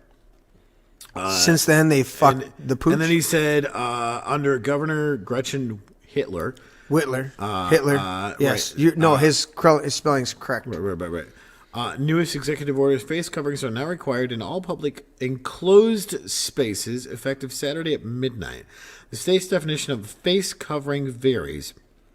Includes bandanas, handkerchiefs, or scarves, according to the executive order released on Friday. As long as a mask covers your nose and mouth, you are in the clear. Literally, we were at the restaurant today having lunch. And the waitress, Thanks, Crispy. And the thank you, Crispy. Dude, you have to come and be a fucking intern. I might Got to get you to the cave, dude. If Crispy. we could sell some more T-shirts, I could fucking pay you. That's right. You know? We'll Buy help a you with the T-shirt trip. and I'll pay you half the money. We'll help you with the trip from Ohio, brother. Come on down. Come hang with us. But literally, the waitress at the fucking restaurant, she was like, I'm like, everything's great. Everything's great. I said, except for that fucking mask. Right. I didn't say fucking. I was like, except for that mask. I said, Right. we don't need it. We're not wearing masks. Right. Right? She's like, we're required to. We're blah, blah, blah, blah, blah. And she goes, you wouldn't be amazed. Mm-hmm. And she, like, literally, she was great. I would hire her in a heartbeat to be my waitress if I had my restaurant, which I will eventually do. She goes, you'd be amazed at the people that show up on my Facebook or whatever and complain that I took my mask down. Oh, yeah. She's like, these fucking assholes. And she goes, and I look at them and go, if you don't like my fucking mask or my, pulling my mask down. Crispy, really? Come on now. She goes, then don't fucking come to the restaurant. Thank you. Apparently, Crispy's not old enough to drive or work. What are you, 10? Come on, Crispy, whatever. But no, that's the thing is, I have to laugh at the fact that... Table shot. Right, table shot. I have to laugh at the fact that all this stuff that we've done... Oh, look out, he's cocking it. It's not loaded. Right. I have to laugh at the fact that all the stuff that we've done Yeah. during this quote-unquote pandemic... It's bullshit. You know what they keep calling it? And I do like this. Plandemic? Plandemic. Is that what that was? It's a plandemic. Well, no, here's the thing. It's fucking okay, ridiculous. So according to the CCC, or CDC or whatever it is. CDC. Right. Center for Disease Control. Right. Oh, wait. You're going to control disease? Right. Doesn't that mean that you tend to have... He said I'm 5. Whatever, Chris. Fuck off. No, here's the kicker. So you have the CDC saying that it's not mandatory to wear a mask. Federally speaking, which trumps state. Okay? No, actually, technically, state always trumps federal. But still, there's an adherence there. But CDC was not elected. I didn't vote for no fucking CDC. Neither did I. I didn't vote for Fauci. I didn't vote for Birx. See, guess what? However. Fuck the fuck off. The Americans with Disabilities Act trumps all of that. Not only does that trump all of that, but also, what's the acronym? Not. I think it's FISA. That's fucking totally different. I don't have to disclose my medical. Right. HIPAA. Yeah. FISA, HIPAA, FISA, HIPAA, FISA, HIPAA, FISA. It just sounds German all the way. That's what they want, because that's where kindergarten comes from. It's kindergarten. But no, I mean, here's the thing: how is it that walking into Menards and saying, "I have a disability"? I walked into Menards the other day, Right. Because Mom ordered shingles from there, Right. Vicky, Right. and that was where we got the shingles last time to match the house. right. And I walked in there. I walked in without a mask. And literally, as I'm walking in, Right. there was 3 other ladies, and she looked at me as I'm walking in. Right. I'm like, I am not wearing a fucking mask. I'm like, fuck you. I'm Right. not wearing a mask. Right. Right? And I walk into the store, and as I'm walking by, she looks over, and there's a guy grabbing carts, and his tag says security, not wearing a mask. Right. And the lady looks at him, she goes, do we have to wear a mask? She goes, oh, yeah, you got to wear a mask. And I went to turn around. I wanted to stop at that moment, but I was like so in the moment. Right. But I want to stop and go, you're not wearing a fucking mask? Why are you telling these ladies they got to wear a mask? Right. You know what I do? Right. I walk into stores. Right. And if they go, oh, you got to wear a mask? I go, then you don't get my business. But I haven't had to do that. The 2 places that I've walked, the 3 places, the 3 places that I've walked into that said, or that tried to require me, there was one that I wanted to go to, Rouse and Frankenmuth. Right. Country store. Oh yeah. That's where I got a couple of my new signs. Love that place, by the way. I love it. But I walked in, and the little gal behind the counter just doing her job. Yeah. Right? She goes, Sir, do you have a mask? I goes, I have a condition. And she goes, oh, okay. And I just kept fucking walking.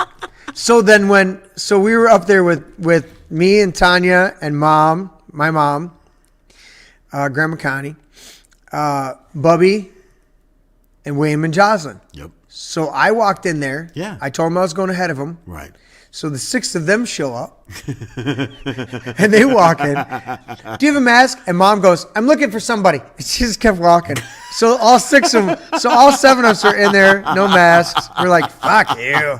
Everybody else is masked, and they're looking at us like, how'd you get away with it? We're like, We don't care. the majority of the looks are, how did you get away with it? Right.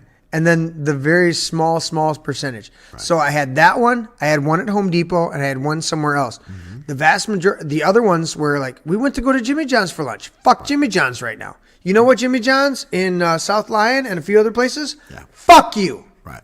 And Menards. Right. Fuck you. You know what? I'm not shopping in your stores. So I walked into Menards, walked right up to the counter. I pulled out my thing, my paper, and I said, we have pre-ordered. I was nice. I said, we have pre-ordered. I have a online order. Right. Where do I need to go? Use the app. And the little girl with the mask on, she says, oh, you need to go out beside the building and go around back to the load yard. I was like, okay. I drove back around. I walked back out the building, no fucking mask. Right. Got in my truck, went around the back of the building, and they said, oh, yeah, come back here. Right. I go back in there, load up my 3 bundles of shingles, and drive out. And I'm like, because I refused. I have, here's my public proclamation. Go to you. I have never worn a mask into any business, establishment, or otherwise. And I will not. I will not wear a fucking mask, cloth, otherwise. You know what I will do?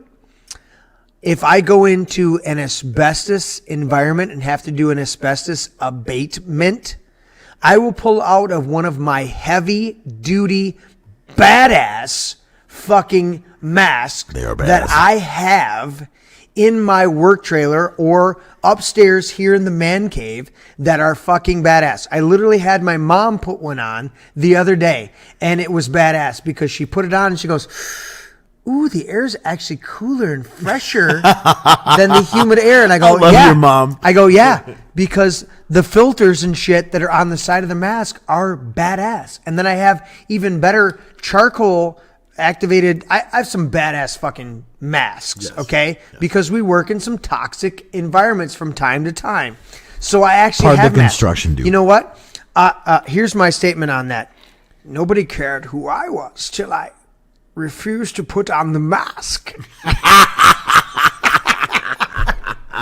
Nobody cared who I was till I refused to put on the mask. That's great. Now everybody wants to know who I am. This is not a time for fear, doctor. That comes later.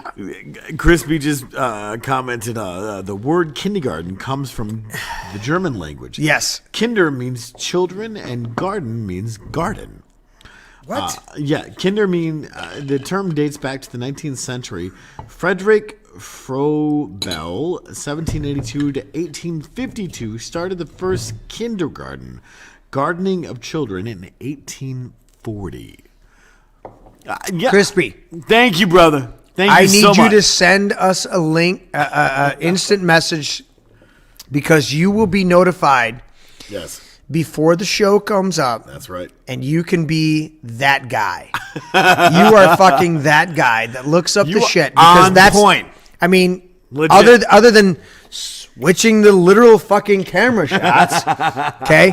That's what I need when I go, hey, Andrew, Ben, or Nate, or Tanya, can you look that up real quick and throw it up on the screen? That's right. That's the only. Okay, here's where's it at?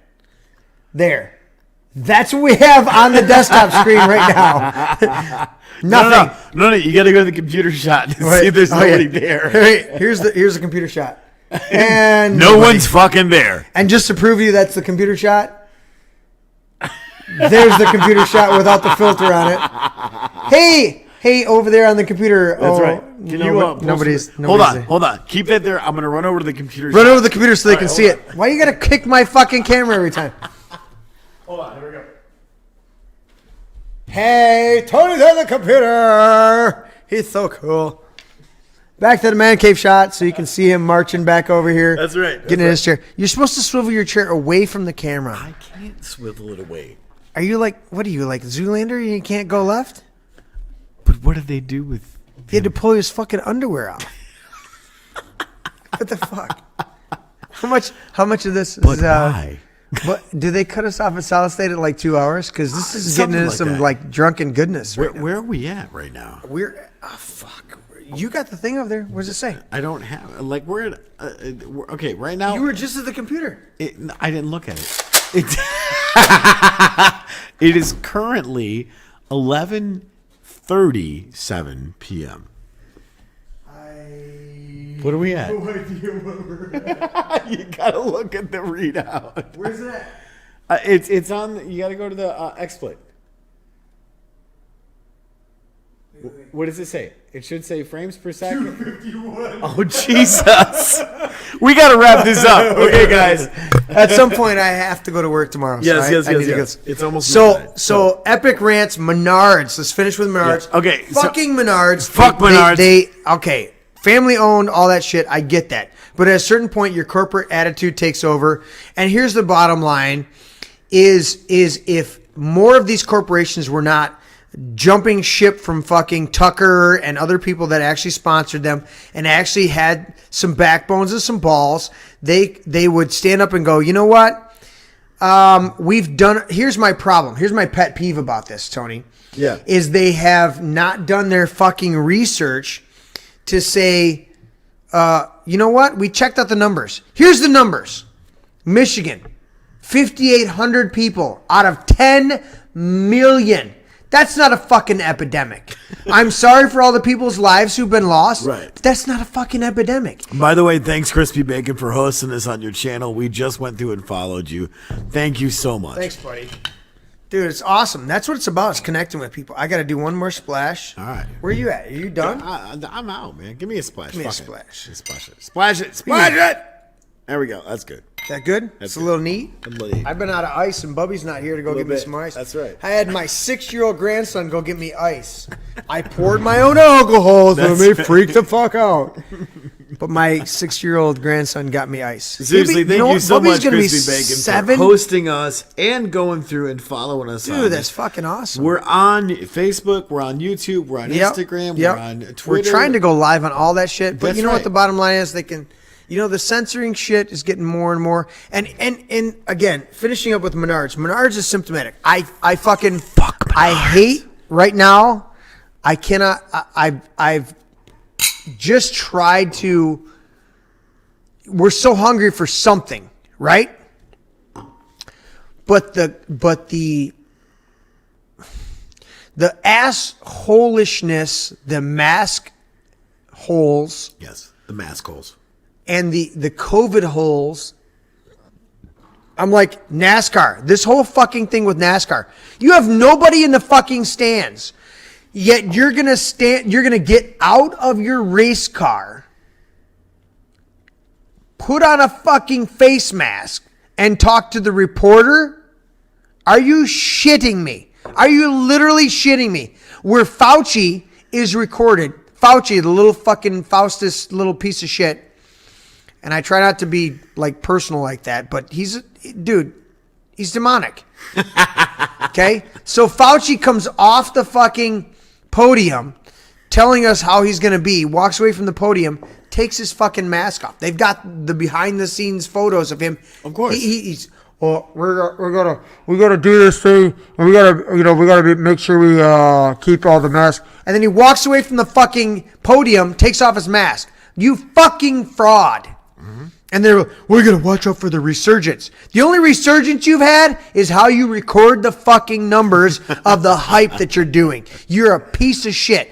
But my point is that all these corporations need to get a fucking backbone. Mm-hmm. We walked into Taco Bell Monday for lunch. That's okay? right. And you know what? They're like, yeah, we're required to wear masks. I'm like, not if every one of you employees Say fuck all off. together said, fuck off, we're not doing this. That's right. If all of you said together, fuck off, we're not doing this. That's right. We can't eat in the fucking dining room of the Taco Bell. We can walk into Taco Bell, we can do our order, Right. but we can't eat there.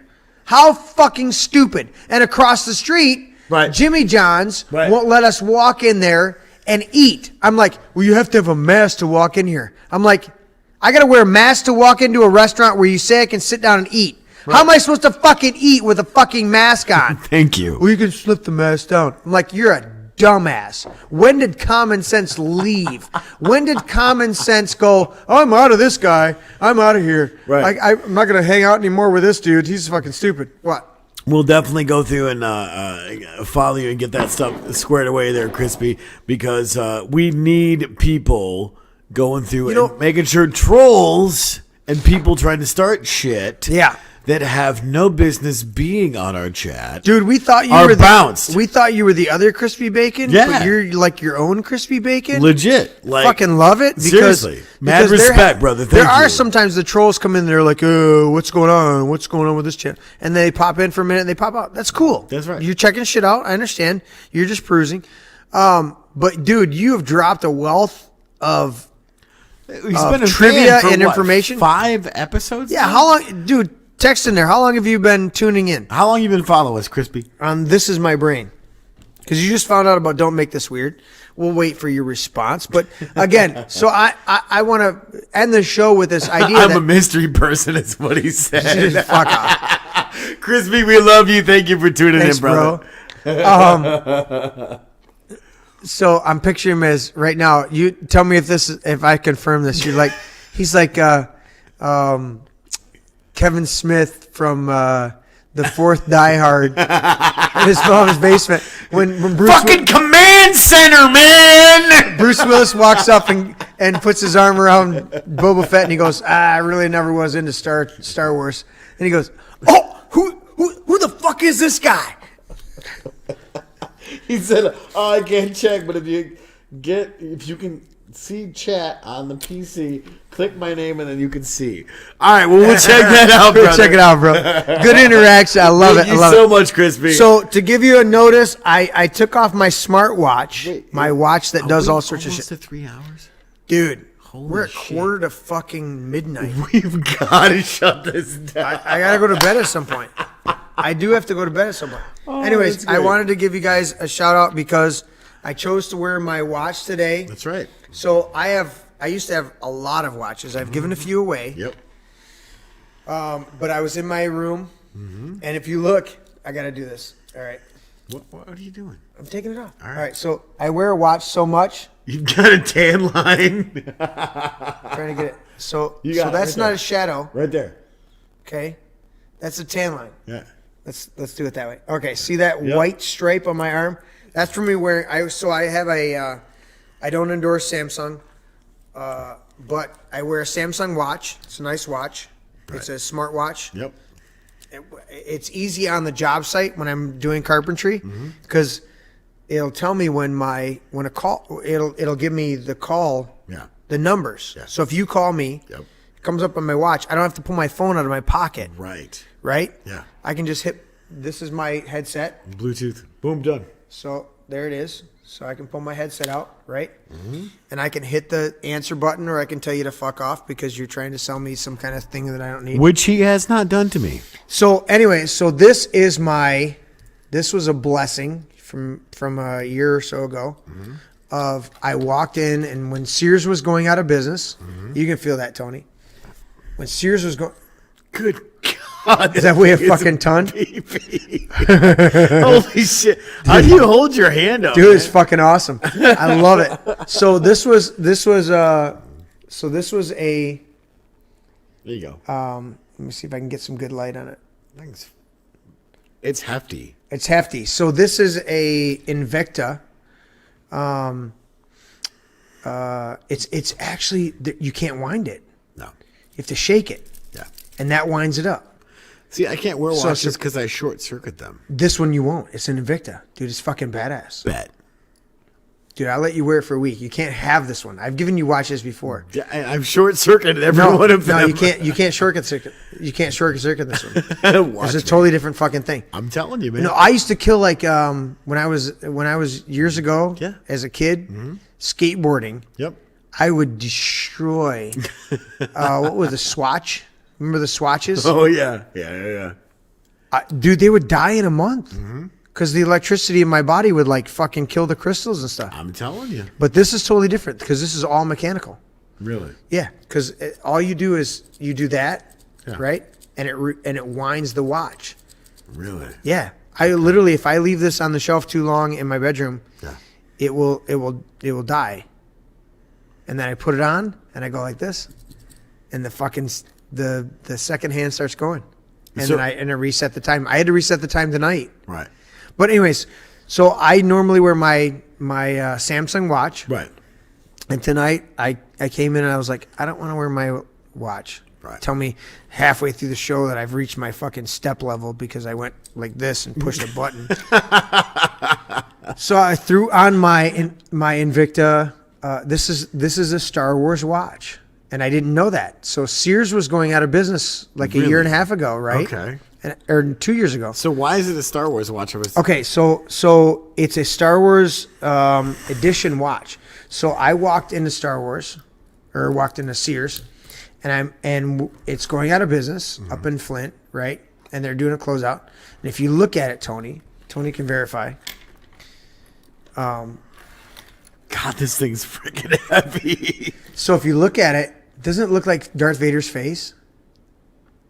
Oh, holy shit! Yeah. And then the same, his uniform, his Yeah. Okay. right? So Yeah, when yeah, I yeah, saw it in the yeah. case, it was very subtle, and I Right. thought that's pretty badass. Flip it over and look at the backs. Move the thing. See how the What back? the fuck? So that is literally one of the limited. They did a number of them. That's a limited edition. What's the number on? Wow. What's the number on it? The number on the back? Yeah. It is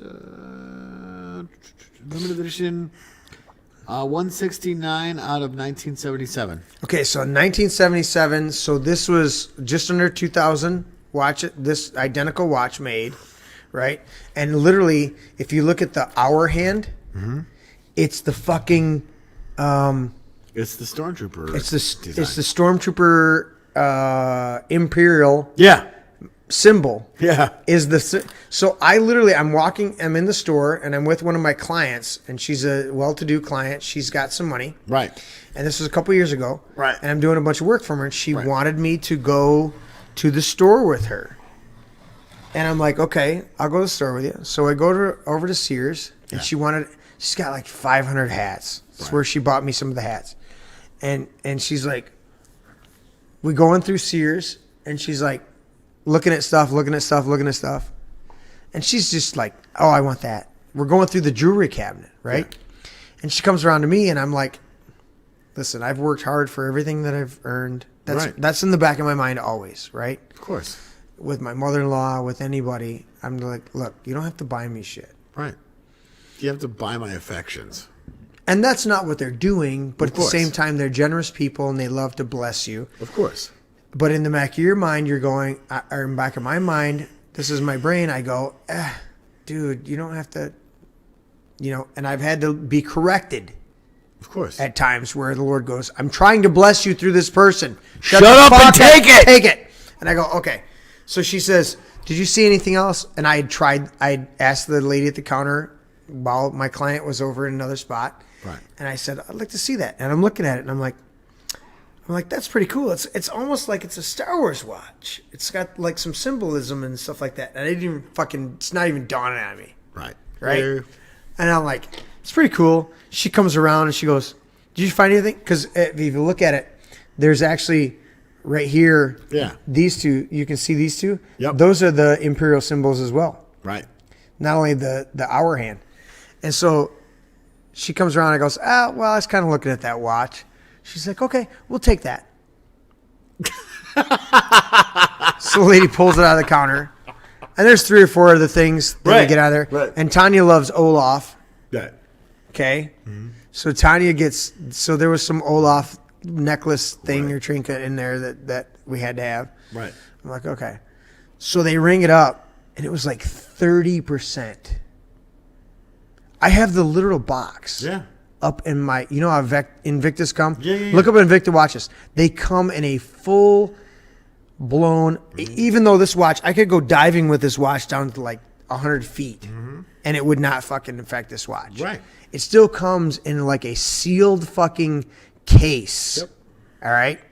So I get this watch, and you felt how much it weighs. It weighs a thing is fucking ton. heavy. Dude. And I think that's part of the charm because it has to move.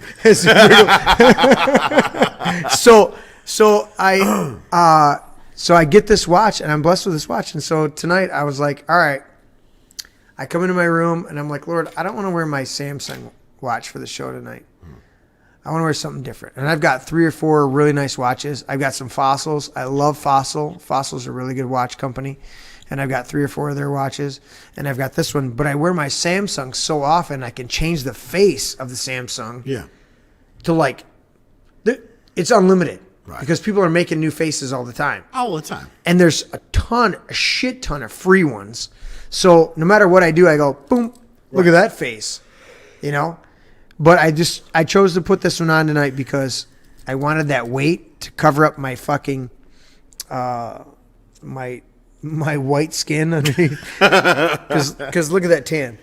Well, by the way, Chris chimes in and says Yoda was almost played by a monkey, according to the book, The Making of Star Wars by J.W. Reisner. Yep. George Lucas originally planned for Yoda to be played by an adorable monkey wearing a mask and carrying a cane. Return of the Jedi almost had a very different ending. In a story development session from Return of the Jedi, George Lucas toyed with the idea that after Luke removes dying Vader's helmet, he puts it on and proclaims, "Now I am Vader," and turns to the dark side. Yes. Oh, there's so much to it. Dude, crispy. What? Fuck, we will go down that road. See, and that's what's so funny. Up until the release of the original one, Yes. Luke Skywalker was Star Killer. Right. Luke Star Killer. See, and that's what there's some shit, Well, dude. going back to the point that you make, But he's right about Yoda. We're gonna wrap this up really quick because we are. Because it's 11:53. Where before it? When you're talking about receiving blessings and stuff like that in this industry, and you know as well as I do, being a musician for countless years now, the better part of 3, almost 4 decades. I started playing guitar as an 11-year-old. I'm 47. Okay, right. I started as a singer in my first band at 15. Right. I'm 47. See, I was 14 when I started playing guitar, and I'm 43, 44. I don't know. Do the math. It's so confusing when you get to the You get to a certain point, you go, I've been at this I for don't- a while. Right, I don't give a fuck. Jimmy talks about it. He's like, I was in fucking elementary school playing saxophone. Right. My brother was a saxophone player. Right. And you go, dude, you're almost 60. What the fuck? Well, and that's the funny part about it is befriending the people in this industry. Yeah. Whether you're club owners, whether you're bar owners, Gotta help each other out. whether you're fellow musicians, it's still so surreal when you make connections to people that, One last splash. well, like, look at it this way, okay? So, our friends at the Vault, right? Bill and Bill. Yep. In Saginaw, Michigan. Get a chance, go check it out. Love Are these they back guys. open? They are back open. They're Fuck doing- yeah. Go support those guys. July 18th, I think they're bringing some people on. They need to book 30F. I don't know who that is. Correct me if I'm wrong, but go on the page. It's the Vault on Facebook. You can't miss it. It's not that Are you part of complicated. 30F? You're the fourth 3F, right? Fourth, yeah. But no, legit. He sends me an inbox message, and I'm paraphrasing horribly, and says you need to come back to the Vault, check out the VIP spot to make sure that it's up to your snuff. And of course, the running joke is that's what we do because I've been there, helped these guys paint. Did you paint? I painted some rafters, moved some garbage, took some stuff out. Love Bill and Bill, not because they own a venue, but because these guys are right out there. They're hustling as well as we are. They're in the trenches. They're doing the shit that we've done for decades. Right. Being fellow musicians, fellow business owners. Love these guys. Go check them out. Support them. The Support Vault. The Vault on The Facebook.com. AULT? Yes. Yes. Personification of the Vault. Vault. And like legit. I made a good speller. They come out swinging. They had the band Super Unknown, who is a Chris Cornell cover. Soundgarden, and Audioslave a tribute band. Right. And the lead singer, holy Rocked it. shit. If you've never met Chris Cornell I can hit some tones or but fucking heard he's a Chris beast. Cornell, listen to this guy Cornell. that sang and it was a tribute to Chris Cornell. Yeah. Legit. He comes out on stage and says, look, I'm not Chris Cornell. I love the guy. I appreciate everything that he contributed musically. Dude, Cornell was a fucking And beast. this dude nailed it. Did you, Without hesitation. do you want to say it like a... Do you want to say it in the vein of Anchorman? This guy... I'm going to go to me. Good. Nailed it. Legit. You weren't here, Ron, and I nailed it. But no, legit. This guy, seriously, and he's one of the nicest guys you will ever meet that is a musician. And You this met the Soundgarden guy? I didn't meet him. Heather did because I was obviously doing pre-production in the Smoking studio. weed. That's what I do. Were you smoking weed? No, I was not smoking weed. I was doing Not a edibles. bad thing. It's legal There's- now. No, I was doing I'm edibles. just saying. There's a I'm difference. not saying if you... I was I'm saying doing you're bad. I'm not fucking saying you're a bad guy. edibles, I'm damn not it! saying it. It's all good. It was delicious. Anyways, the point being is I had to work and do pre-production in the studio. So, of course, Heather went on my behalf to represent the empire of French Friends Media. My empire of dirt. But no, it was incredible because I caught the after show and some Yeah. of the stuff that they had posted on The Vault at Facebook.com. If you keep talking, I'm going to do another splash. I'm just saying, splash it up. Because we're supposed to be done, bro. We're wrapping this up. We got 2 minutes till midnight, so that's okay. Actually, it's a pretty cool Do I band. turn into a pumpkin? Something like that. But no, legit, go check them out. We're restreamed on solidstateradio.net. Solid State Radio, thank you guys. Thank you, I Crispy will- Bacon. Crispy? What the? you hung with us. You All you night. were- Oh, he said depending on what movie you're watching, Yoda has a different number of toes.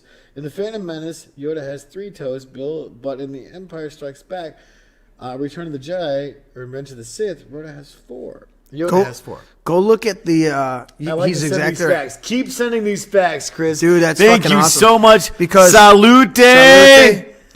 Shout out to Crispy Bacon. Good stuff, dude. Because that's smooth. That's dangerous. so That's fucking smooth. dude. I love it. That is the Di Serona Velvet Cream Liqueur. That's some good shit. What am I supposed to do? A table shot? Well, yeah, I was on you. I was on you, dude. We got to close it down. It's midnight. Jeremy Scott Gibbs. I did not say at the beginning, so you No, might you not know who didn't. the fuck I am. And this is Tuesday Night Rants. Tuesday Night Rants. And we ran. We ran it a little bit, Little but bit. we more shared because you haven't fucking been here. I've been busy. I understand. I'm not. An empire is built brick by brick. Dirt by dirt. Dirt by dirt. My empire of dirt. Part of the crew, part of the ship, part of the crew, part of the ship. So I am Jeremy Scott Gibbs, Mr. Tony Bradley. Do you have a fucking middle name? No, because you're not an assassin. No. Killing presidents. No. John Wilkes Booth. Sirhan. Philip Seymour Hoffman. Phil. Nice that. Yeah. Was he a assassin? Uh, Yes, I would like some chocolate ass cream. Look it up. You'll get the reference. Maybe later. Can I tarnish you? Gold! Half an hour. How about now, you crazy Dutch bastard? This is my This is brain. my brain. And that is what comes out of my brain. What? Thank you guys for tuning in. Don't forget to like, share, and subscribe.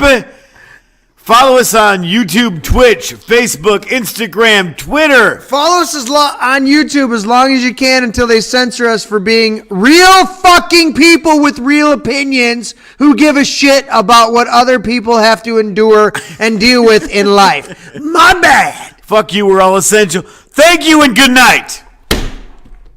And I literally have to do... where the fucking... There it is. Ah! I hit the button.